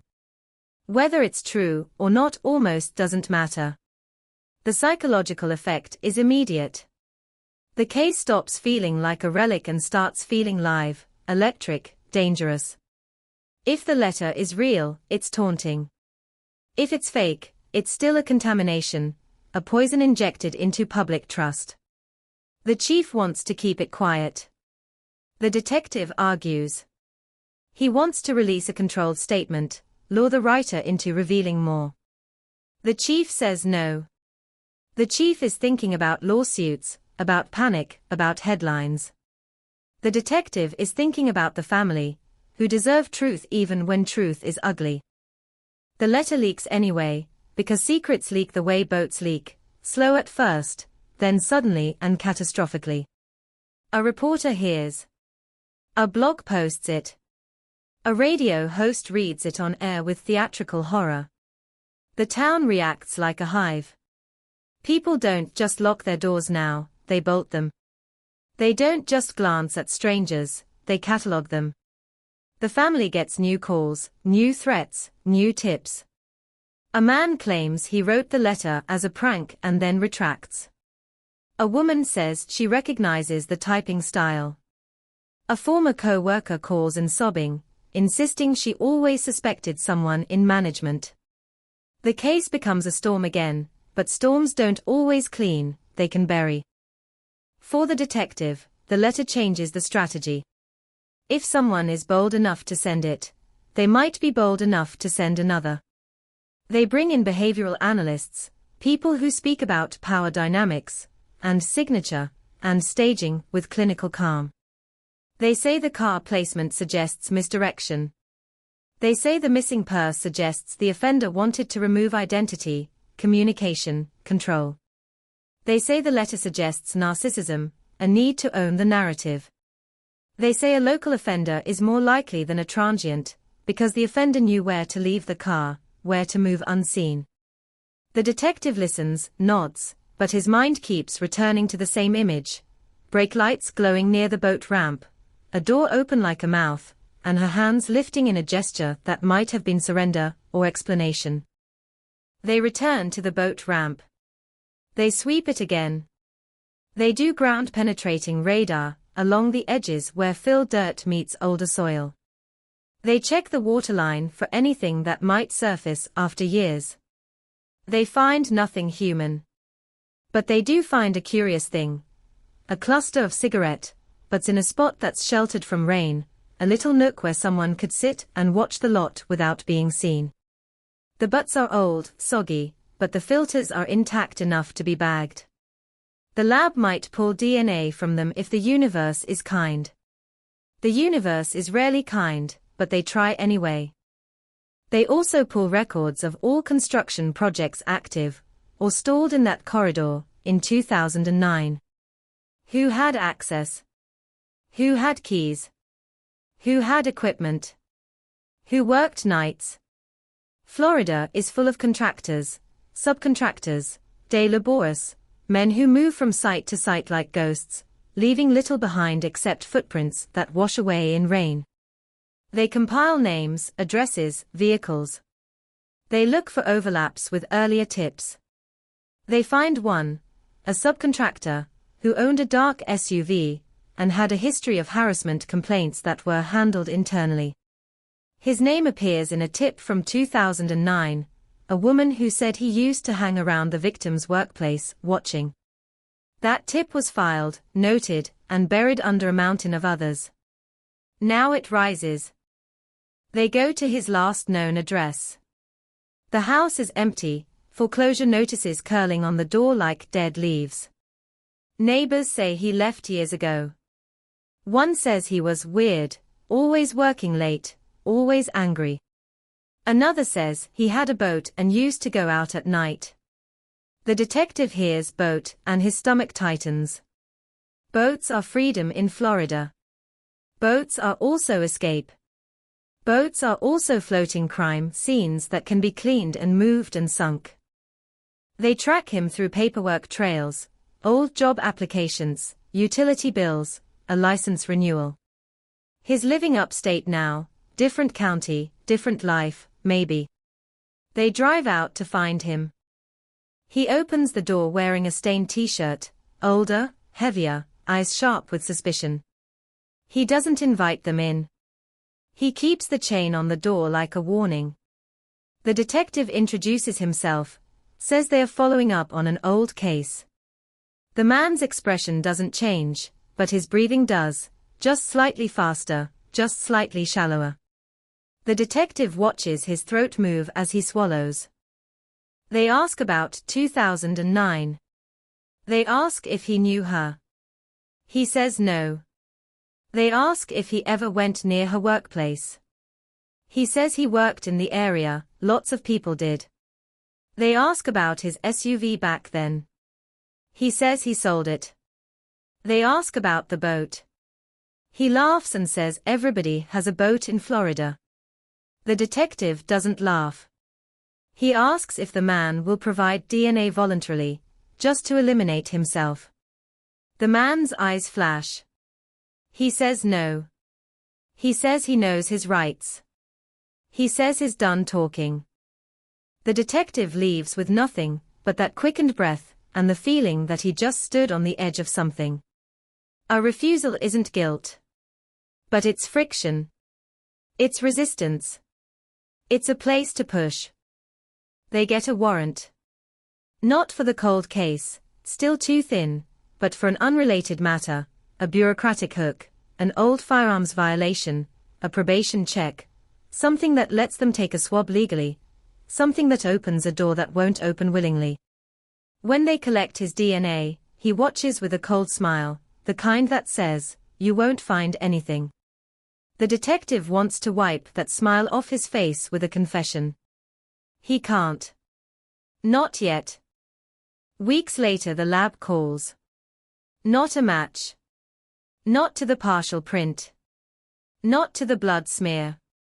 Not to anything. The detective's shoulders sag, but not all the way, because the lab's voice adds one more line, and that line changes the temperature in the room, the cigarette, but DNA from the boat ramp, one of them, hit in a database. Not a name yet. Not a full profile. A familial hit. A close relative of someone already in the system. It's the kind of result that makes your heart race and your stomach clench at the same time, because it's a door cracking open, and behind it might be justice, or it might be another hallway of shadows. The detective pins the lab report to the board and stares at it until the numbers blur, because somewhere out there, walking free, living ordinary days, is a person whose blood is connected to whoever sat in that nook and watched the parking lot by the water, whose DNA clung to a cigarette filter while a woman's life was being dismantled in minutes. The case isn't solved. The case isn't even close. But now it has a heartbeat again, faint and relentless, and the town, whether it knows it or not, is standing on the edge of a name that could detonate everything they thought they understood about that night. The word familial sits on the page like a loaded gun, because it doesn't point at a person, it points at a bloodline, at a circle of faces you haven't seen yet, and suddenly the case isn't a needle in a haystack, it's a thread you can grab. If you're willing to follow it into places that don't feel like police work at all, places where the dead and the missing get mapped through strangers' ancestors, where identity is built out of marriage certificates and obituaries and the quiet, brutal math of who fathered whom. The detective takes the report and feels the room shift around him, the way it does when something you've been chasing for years finally turns its head, and he can't help thinking about that cigarette nook by the boat ramp, the little hiding place where someone sat and watched while the town slept, flicking ash into the sand, waiting like this was an appointment, not a crime. Whoever left that DNA didn't just pass through. They lingered. They observed. They were comfortable in the dark. They start the genealogical grind the only way you can, slow and unglamorous, all paper and persistence. A lab tech explains the limitations, the probability ranges, the way a partial profile can still hook into a family tree like a barb. The detective listens, nods, then walks back to his board where her photo is pinned above everything else, because no matter how advanced the science gets, the heart of it is still one absent person and one community that never really stopped looking over its shoulder. He pulls up the old tip cluster, the warehouse corridor, the service road, the fill sites, and now he adds a new circle, a radius around the boat ramp itself, because that cigarette, but came from there, and that's a place the offender returned to, a place that mattered. Names begin to populate the screen, database hits that don't give you a suspect, but give you a surname, a set of relatives, a sprawl of connections. The detective feels the story changing shape again, becoming wider and more suffocating, because bloodlines don't stay neatly inside county borders. They leak across towns, across decades, across the kind of invisible lines that make everyone feel safe until they realize safety is just ignorance with better lighting. He learns that the familial hit connects to a man arrested years ago for burglary and assault, a man now sitting in a state prison with nothing but time and a temper. That man is not old enough to have been the smoker at the boat ramp in 2009, too young then, barely a teenager, but the connection is close enough to matter, father, uncle, older brother. Somebody in that family sat in that nook. Somebody watched. They bring the inmate in for questioning through a recorded line, the kind of interview where the walls are concrete, and the air smells like disinfectant and stale sweat. The inmate laughs when he hears why they are calling.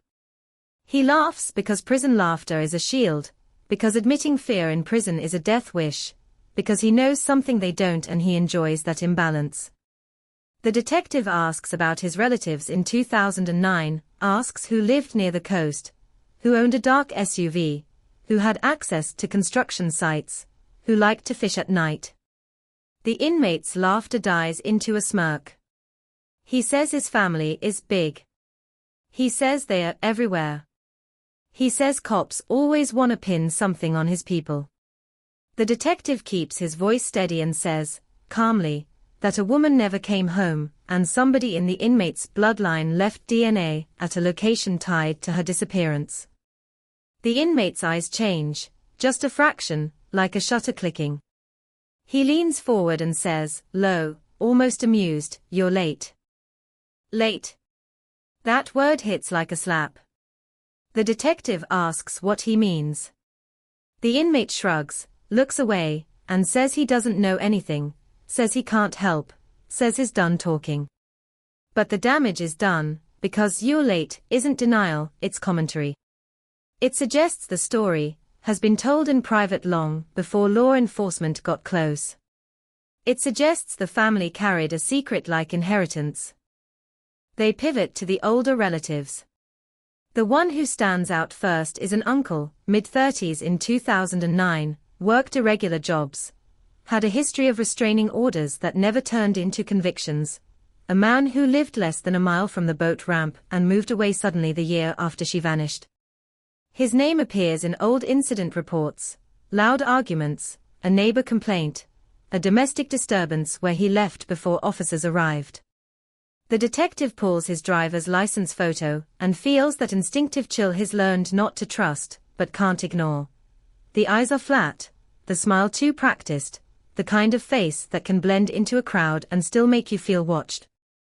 They track him to a mobile home park inland, a grid of narrow lanes and sagging porches where people mind their own business, because minding someone else's can get you hurt.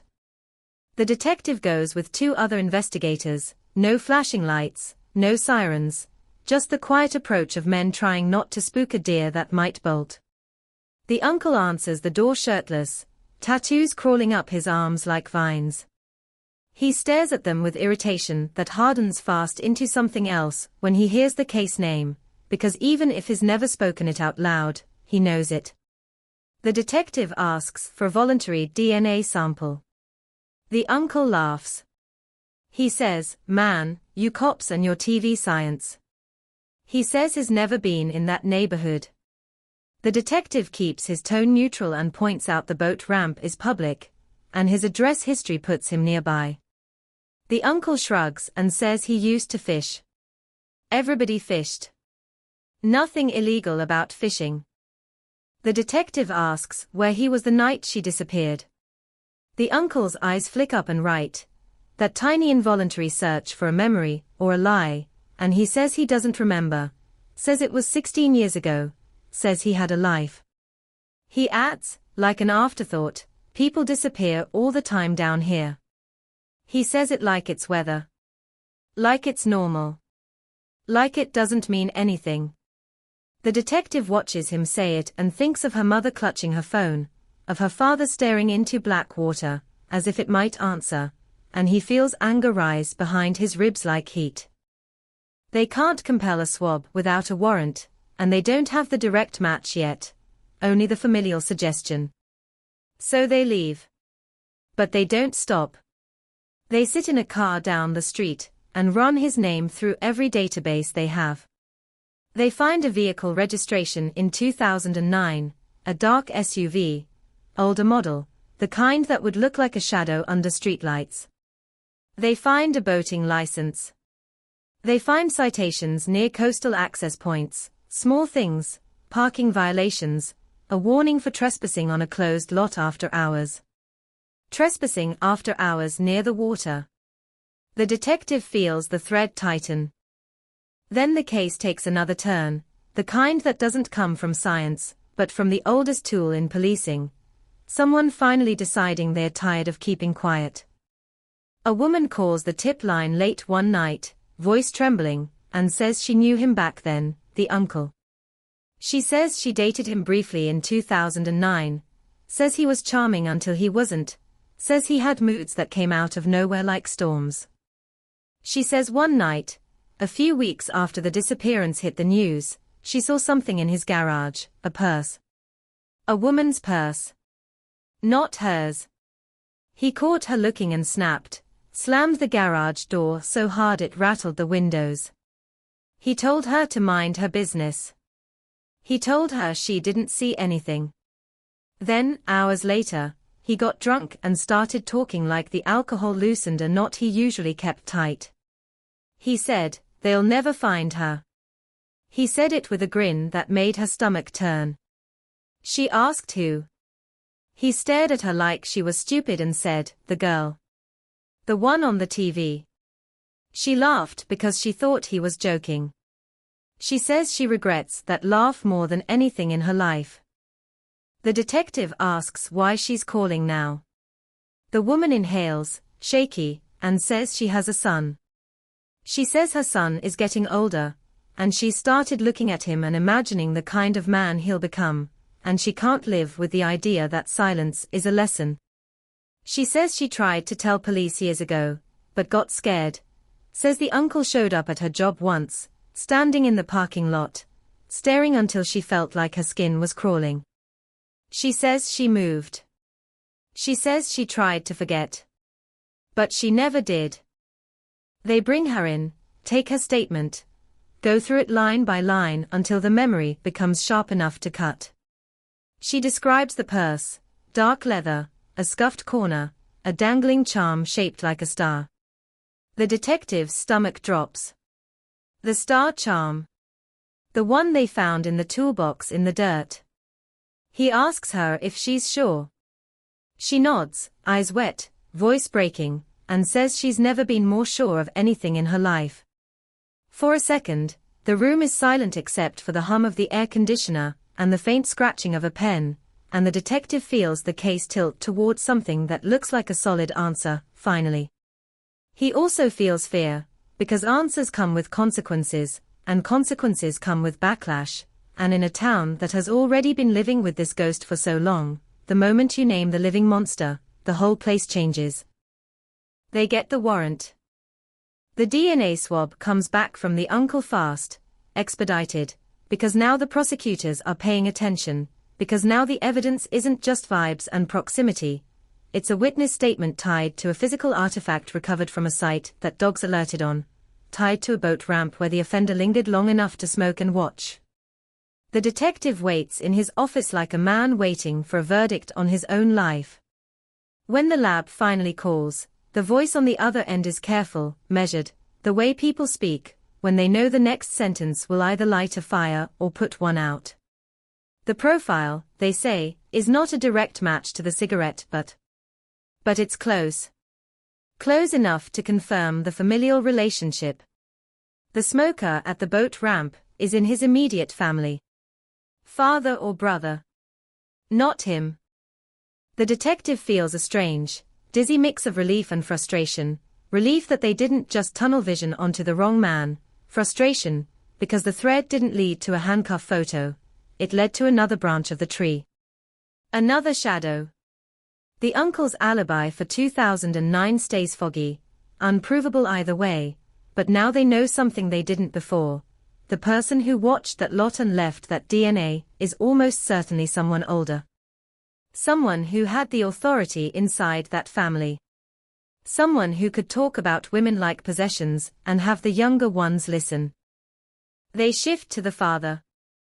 The inmate's father is in his late 50s now, a man who spent decades doing seasonal work, moving between sites, between towns, between identities that were never quite stable enough to be traced cleanly. In 2009 he was still strong, still mobile, still the kind of guy who could spend hours outdoors without looking tired.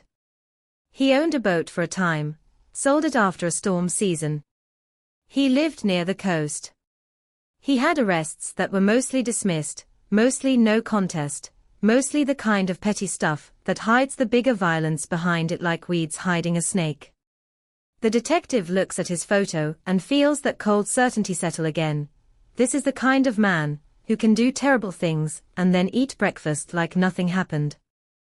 They find him at a job site, hard hat, reflective vest, sunburned neck, eyes narrowed against glare. He smiles when he sees the detectives approach, and the smile is wrong, not friendly, not confused, knowing. Like he expected this someday. Like it's been a long time coming.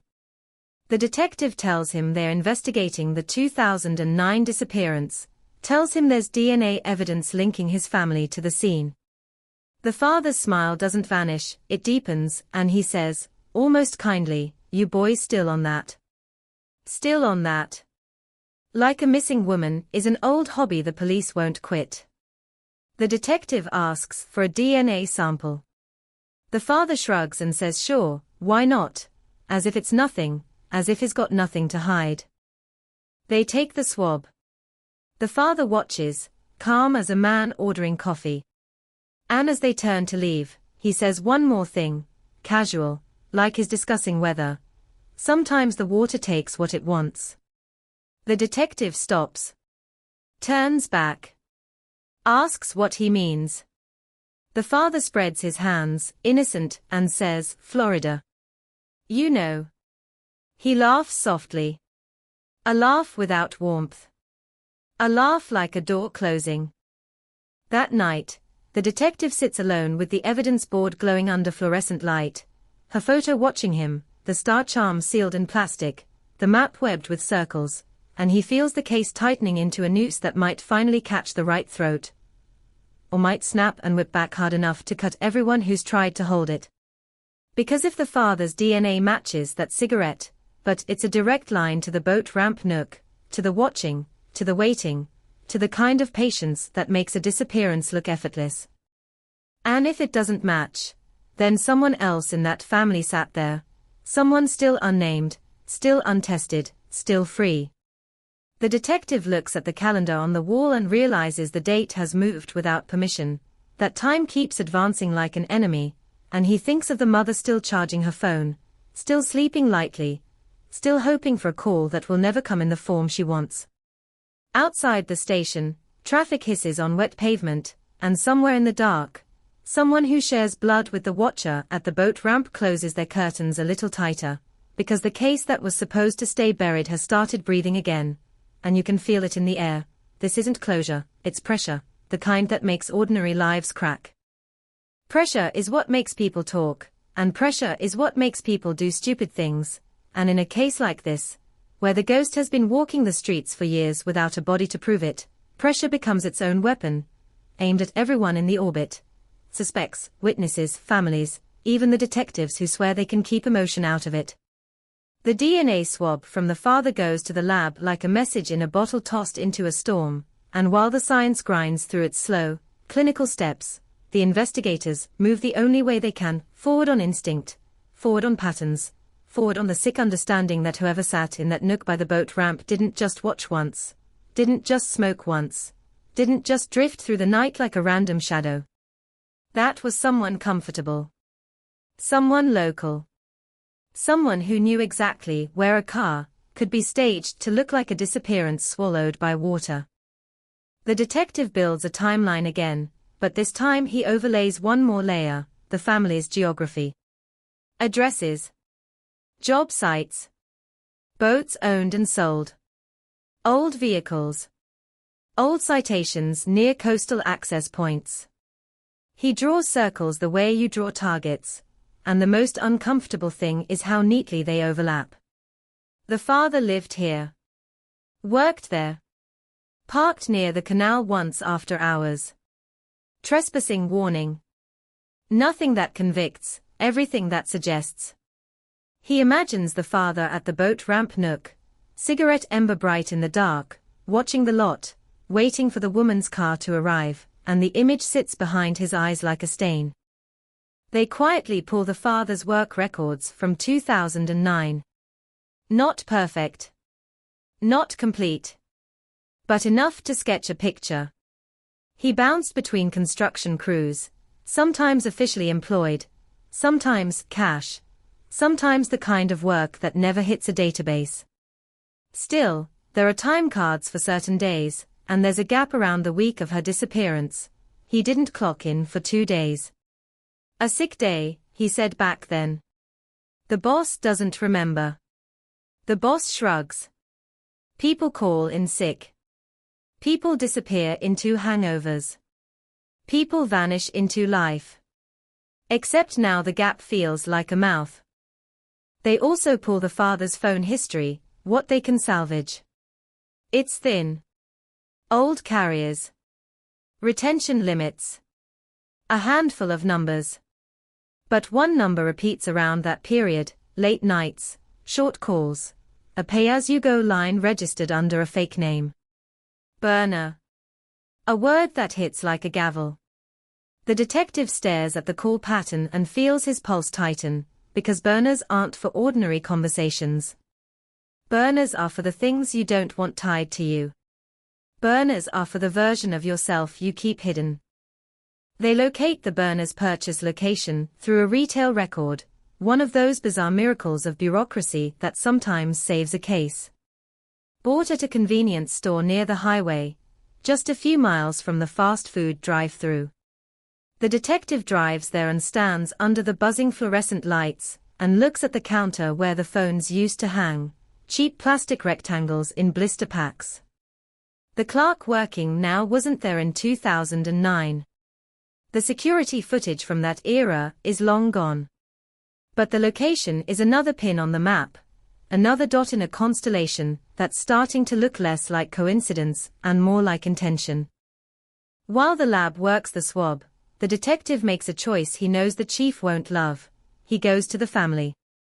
Not the suspect's family, the missing woman's.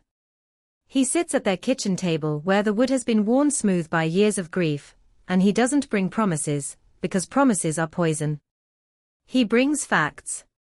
He tells them there is new evidence, that they found an item linked to her, that they are pursuing a familial DNA lead from a cigarette, but at a location connected to her disappearance. He watches her mother's face change with each sentence, hope rising, fear rising, anger rising, like all the emotions are stacked inside her and someone just kicked the base. Her father doesn't speak. He just nods slowly, eyes fixed on the detective like if he blinks he'll miss the moment the universe finally answers. Her mother asks the question that always arrives like a knife: is she alive? The detective's throat tightens. He doesn't say no. He doesn't say yes. He says what he can defend: we don't know. The mother's lips press together, and the silence that follows is so heavy you can feel it settle in the corners of the room. Then she nods once, like she's accepting a blow she's been bracing for years. Outside that house the sky is Florida blue, insulting in its brightness. The detective sits in his car and stares at his hands on the steering wheel and realizes he's shaking. He tells himself it's caffeine. He tells himself it's fatigue. He tells himself anything that makes it not what it is: responsibility. The next move is ugly but necessary. They bring the father in for a formal interview. Not a casual chat at a job site. Not a polite conversation with a smile. A recorded room. A table. 2 chairs. A clock that ticks loud enough to make you think time itself is mocking you. The father comes in wearing the same calm expression as before, like he's walking into a dentist appointment, and that calm is what sets the detective's nerves on edge, because innocence doesn't usually look like comfort in that room. The father sits, folds his hands, and waits. The detective starts gentle. He talks about 2009. He talks about the community. He talks about the fear. He watches the father's face for microcracks. The father gives nothing. He answers with shrugs, with I don't know, with I don't remember, with the kind of vague fog that people use when they want to be unreachable. The detective shifts to specifics: the boat ramp, the parking lot, the cigarette nook. The father's eyes narrow slightly, the smallest sign of annoyance, like the detective is wasting his time with trivia. The detective leans in and says, "Someone in your family was there." The father smiles and says, "That place. Everybody's family's been there." Then the detective plays the voicemail. The last one. The muffled breath. The wind. The half-sentence cut off by a thump. He watches the father carefully, because sound bypasses logic and hits the animal part of you, and if there's guilt buried deep enough, sometimes it twitches. The father listens without blinking. When it ends, he nods once and says, "That's sad." Sad. Not horrifying. Not enraging. Not who would do that. Just sad, like he's reacting to a story on the news. The detective changes tactics. He slides a photo across the table, the star charm in the evidence bag. The father glances at it, and for the first time his expression slips, not fear, not shock, something closer to irritation, like he recognizes it and wishes he didn't. The detective says, "We found this." The father shrugs. The detective says, "A witness says she saw you with a purse with this charm." The father's jaw tightens. He says, "Witnesses say a lot of things." The detective lets the silence stretch. Silence is a blade. People fill silence when they are uncomfortable. The father sits in it like a man sitting on a porch, unbothered. The detective feels anger flare, but he keeps his voice level. He says, "You told us the water takes what it wants." The father tilts his head. "It does," he says. "Seen it my whole life." The detective says, "Sometimes people use the water." The father's eyes meet his. The smile returns, thin. "People do all kinds of things," he says. "They go for the burner." The detective lays out the call pattern. He says, "We know you used to pay-as-you-go phone." The father laughs softly. "I had prepaid phones," he says. "Cheaper. Better coverage." The detective says, "Registered under a fake name." The father shrugs. "They didn't ask for ID back then," he says. "It's plausible. It's also a perfect shield, truth wrapped around a lie." Hours grind by. The father never confesses. He never loses his temper. He never gives the detective the satisfaction of a crack big enough to pry open. When the interview ends, he stands and says, politely, "You got anything else?" The detective watches him walk out and feels like he just tried to punch smoke. Then the lab calls. The detective answers on the first ring, heart already climbing into his throat. The lab tech's voice is cautious. Cautious means heavy. Heavy means something. She says the father's DNA is a direct match to the cigarette, but from the boat ramp nook. Direct match. No familial. No close. Direct. The words land like a fist. For a second the detective can't speak, because his mind is already racing ahead. The father sat there.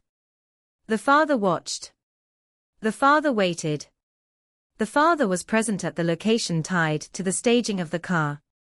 The father's hands were in the story, whether the law can prove how or not. The detective hangs up and just sits, staring at the wall, because this is the moment people imagine as victory, and it doesn't feel like victory. It feels like walking deeper into a cave with only one match left. They move fast now, because a direct DNA match is not a conviction, but it is a lever.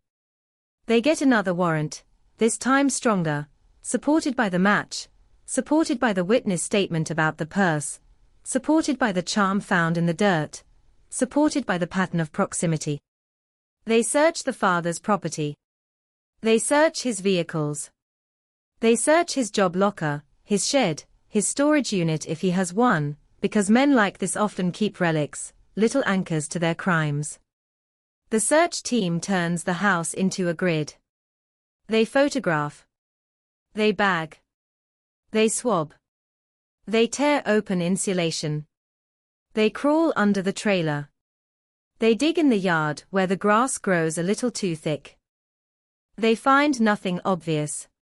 No purse. No phone. No jewelry stash. No blood-stained clothing. It's clean. Too clean. Clean like someone who's had years to erase. Clean like someone who knew someday, maybe not exactly how, but someday the law would come knocking. But they do find something else.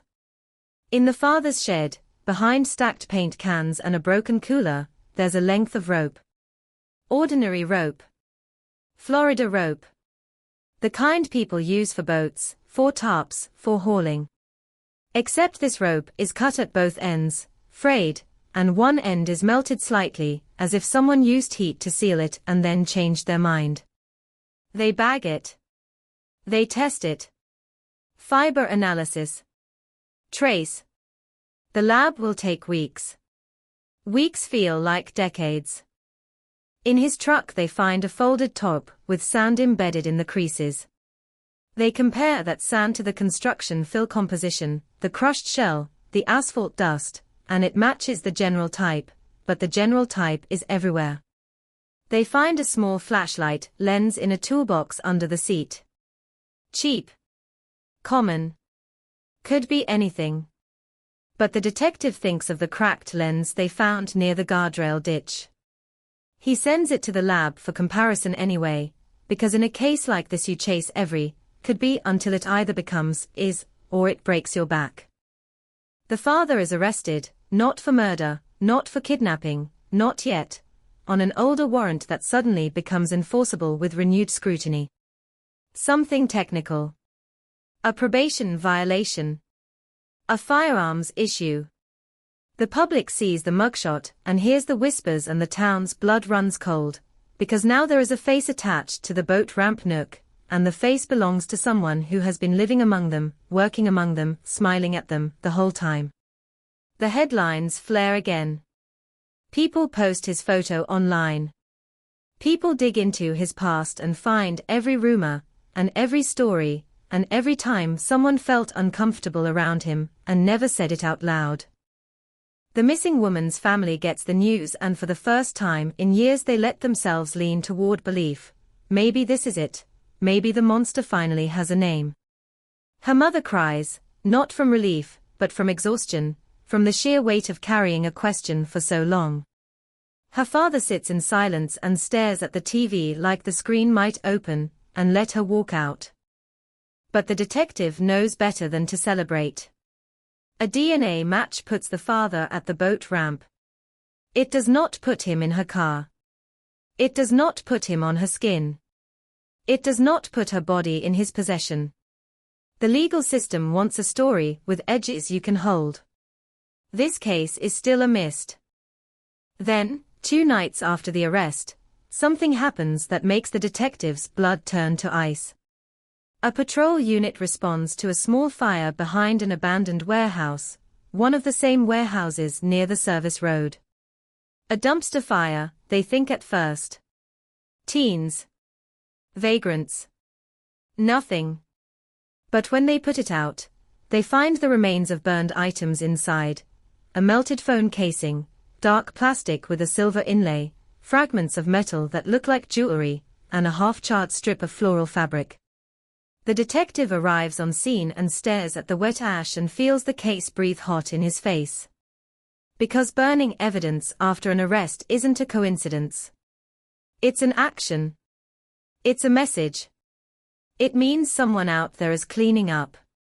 It means someone out there knows exactly what matters. And that is the moment the detective understands the most terrifying possibility of all. The father might not be alone in this story. The father may have watched from the boat ramp. The father may have orchestrated. But someone else, someone with access, someone with fear, someone with loyalty or blackmail, might have held the lighter over that dumpster and decided the past should stay buried. The detective looks at the blackened remains and hears the echo of that letter. You already met the man who did it. Maybe they did. Maybe they met more than one. The case doesn't close. It sharpens. It becomes a live wire stretched across the town, and anyone who touches it is going to get burned, because now there's proof of presence, proof of watchfulness, proof that the night in 2009 was not random at all. And somewhere in the dark, behind curtains drawn tight, someone who shares that secret breathes a little faster, because the investigators are no longer digging in the wrong place. They are digging toward the heart. The ash is still steaming when the detective kneels, gloved fingers hovering over a half-melted slab of plastic that used to be a phone case, and for a second the entire warehouse district feels like it's holding its breath. Because this isn't just evidence, it's reaction, it's movement, it's someone out there making choices in real time. Someone who heard the cuffs click on the father and decided the past couldn't be trusted to stay buried. The fire marshal calls it a small blaze, contained quickly, but the detective knows better than to call it small when it touches a missing woman's last known world. Small fires start big ones, and in cold cases a spark is enough to light up a whole timeline that everyone swore was dead. He looks at the burned floral strip, the charred edge curling like a dying leaf, and he imagines hands holding it. Hands deciding what to save and what to destroy. Hands that didn't belong to the missing woman. Hands that have been living normal days while carrying a secret like a second heartbeat. The evidence gets sealed and rushed, not to some cinematic lab with white coats and instant answers, but to the same fluorescent, overworked reality where technicians juggle cases like plates and miracles require paperwork. Still, the timing changes everything. Destroying potential evidence after the father's arrest suggests awareness, coordination, complicity, or panic. Panic is sloppy. Panic makes mistakes. The detective wants panic.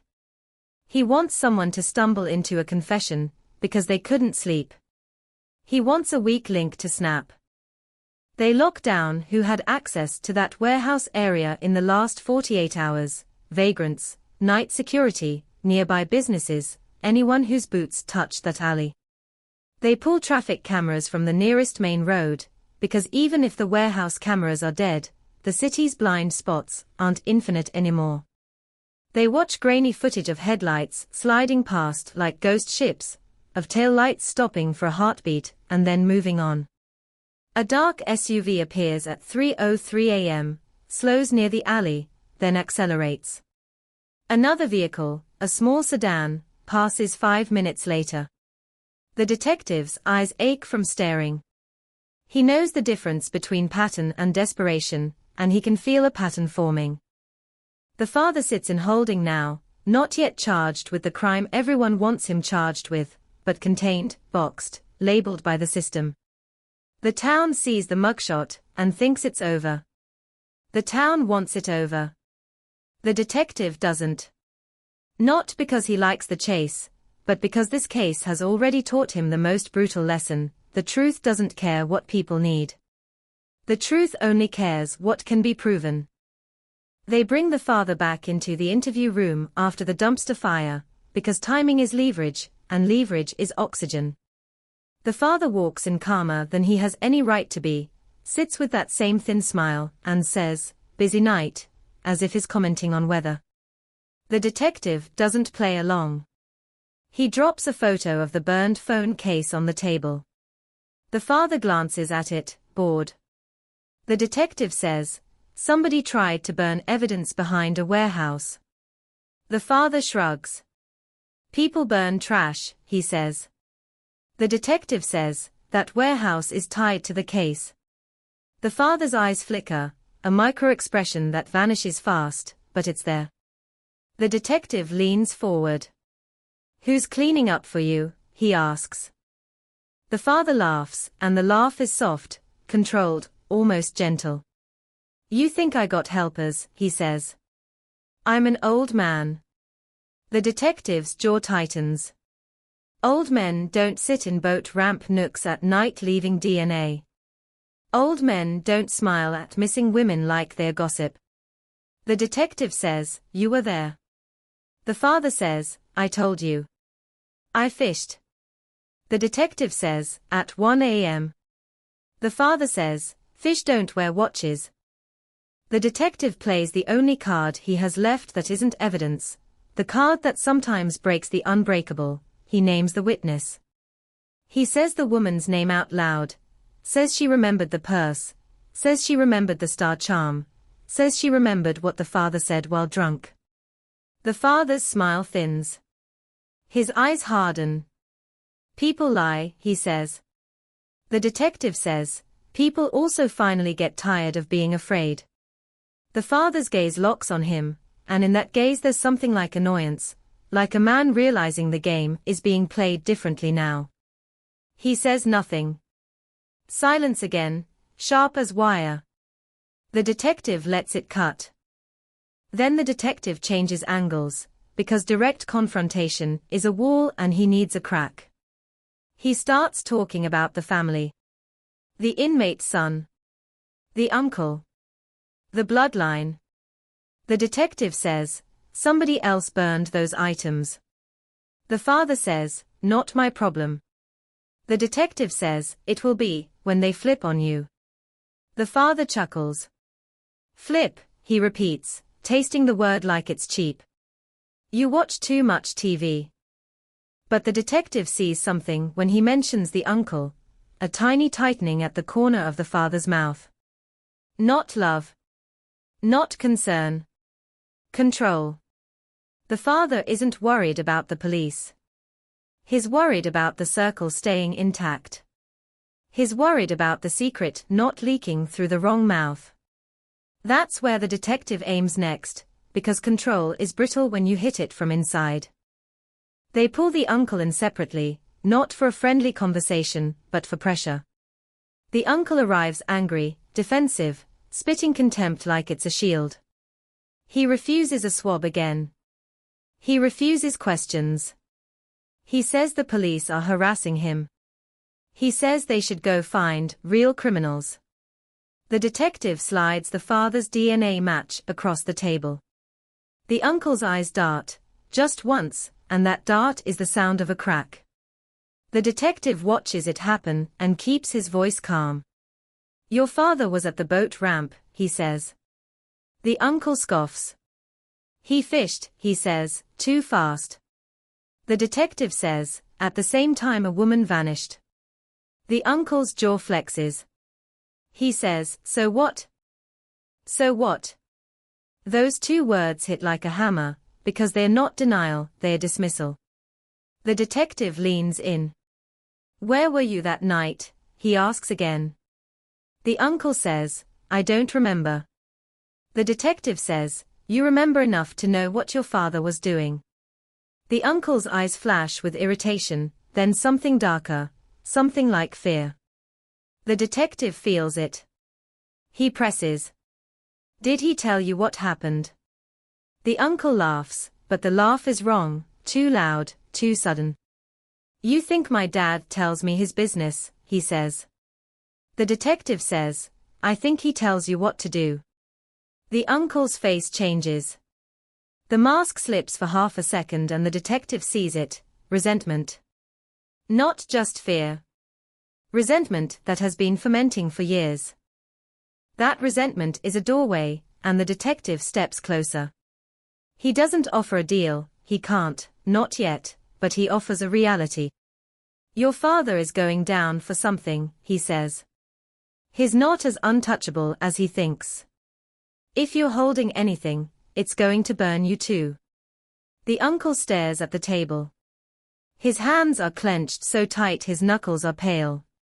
For a moment the detective thinks he'll speak. He doesn't. He spits on the floor instead and says, you got nothing. But when he stands to leave, his shoulders are slightly hunched, like he's carrying weight. Outside, the town's temperature rises. People start calling in again. The arrest opened a floodgate. A bartender remembers the father hanging around late nights in 2009, sitting alone, watching the door. A neighbor remembers hearing a scream once, distant, swallowed by the wind, and thinking it was just teenagers. A mechanic says the father brought his SUV in for a deep clean weeks after the disappearance, demanded the upholstery be shampooed twice, paid cash, didn't want a receipt. Cash. No receipt. A pattern of erasure. The detective writes it all down, because in a case like this, the truth is often a mosaic built from other people's regrets. Then the trace lab calls about the flashlight lens. The one found near the guardrail ditch and the one found under the father's truck seat. They are from the same cheap model, same manufacturing batch, same thickness. Not unique. Not definitive. But the fracture pattern on one edge aligns in a way that suggests the two pieces were once part of the same lens assembly, one cracked, one fragment missing, the missing fragment recovered near the ditch. It's a tiny connection, fragile as spider silk, but it's a connection. The detective closes his eyes for a moment and feels the timeline tighten like a noose again, the father at the boat ramp, watching, the service road behind warehouses, the ditch, the guardrail scrape, the flashlight breaking as something heavy was dragged, the toolbox burial, the charm, the attempted burn after arrest. This is no longer a fog. It's outlines. They get another warrant, broader now, and this one targets something prosecutors love, physical linkage. They search the father's old properties, places he lived back then, even if he doesn't live there now. They knock on doors, explain they're investigating a 2009 disappearance, watch new occupants' faces twist with discomfort. People don't like learning their rental once belonged to a man linked to a missing woman, it makes walls feel thinner. They pull up old flooring. They inspect crawl spaces. They scan yards with metal detectors, like they're looking for buried coins. They find nails, scrap metal, a rusted pocket knife, nothing that screams guilt. But then, under a section of warped plywood in an old shed behind one of the former rentals, they find a plastic tub sealed with duct tape, sticky and yellowed with age. The detective watches as the tape is cut. The lid lifts with a slow, resisting squeal. Inside, more ordinary objects that become weapons in the mind the moment you see them. A stack of women's sunglasses. Cheap, mismatched. A set of hair ties. A faded motel key card. A charm bracelet missing charms. And at the bottom, wrapped in a grocery bag that disintegrates when touched, a phone, old, battered, the screen spiderwebbed with cracks. The detective's heart kicks against his ribs. They don't power it on. They don't touch it more than necessary. They bag it like it's radioactive, because phones hold lives. Phones hold last calls. Phones hold maps. Phones hold the truth people tried to burn. The lab can't pull a clean fingerprint off it. Too old. Too many hands. But they can pull DNA. They can pull microtraces from the seams. They can compare the casing pattern to what was found in the dumpster fire. They can check the SIM, if it still exists. The detective waits through the longest days of his career, because every hour the phone sits in evidence is another hour the family sits at home imagining it vibrating in the dark all those years, like a heartbeat trapped in plastic. When results come back, they don't bring closure.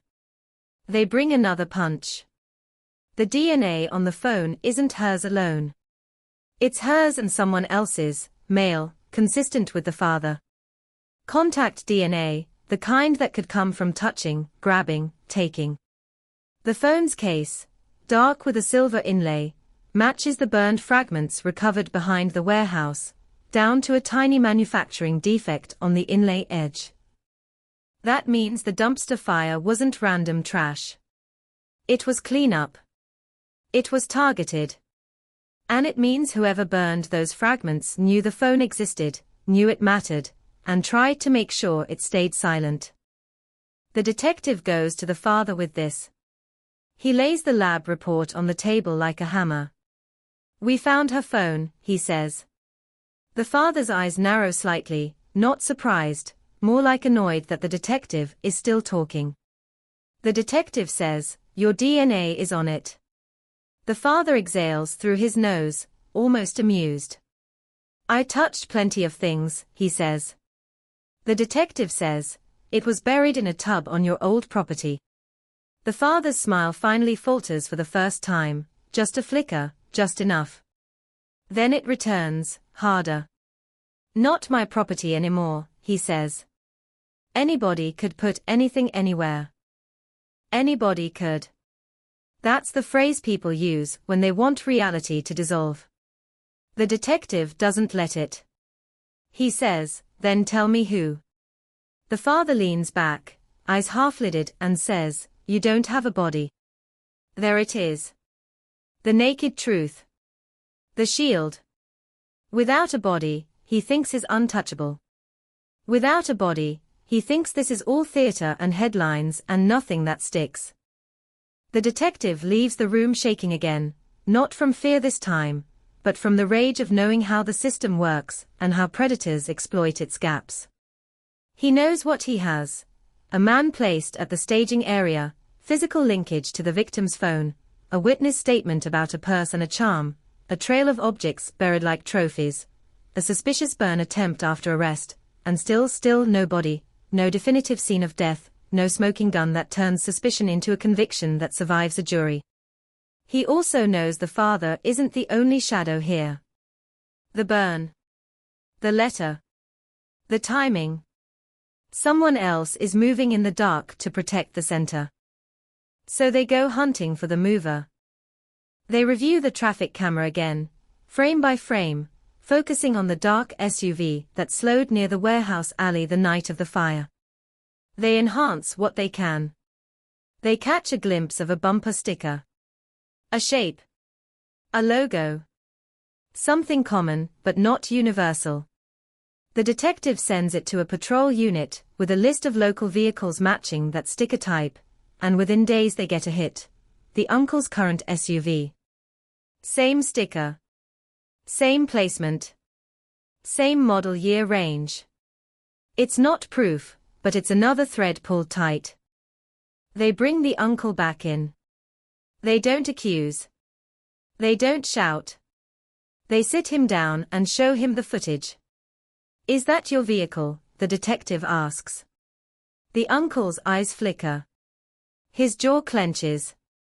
He says, looks like a lot of vehicles. The detective says, it looks like yours. The uncle laughs, but his laugh breaks halfway. Prove it, he says. The detective says, we can, and he watches the uncle's breathing change, faster now, and he realizes, this man isn't the mastermind. This man is the cleanup crew. This man is the one who burns, because he's afraid of what will happen if he doesn't. The detective leans forward and lowers his voice, because sometimes the only way to break a wall is to sound like you're offering a door. Your dad thinks he can throw you under the bus, he says. He thinks you'll take the heat. He thinks you'll burn things and keep quiet, and he'll walk. The uncle's eyes flash with something fierce, rage, betrayal, pain. The detective keeps talking. You want to go down for him? The uncle's hands tremble. He grips the edge of the table like it's the only thing keeping him upright. For a long moment he says nothing. The air hums. The clock ticks loud.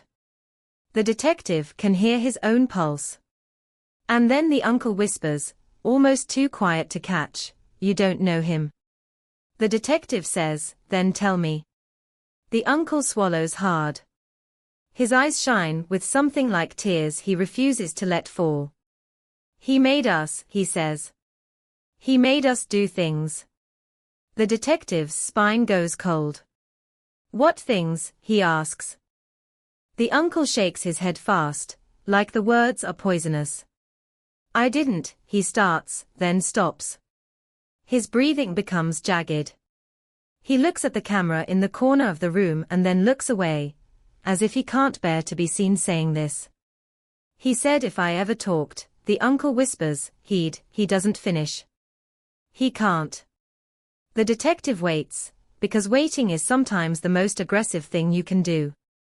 The uncle finally lifts his eyes, and in them is the kind of fear that doesn't come from police, it comes from a lifetime of someone else's control.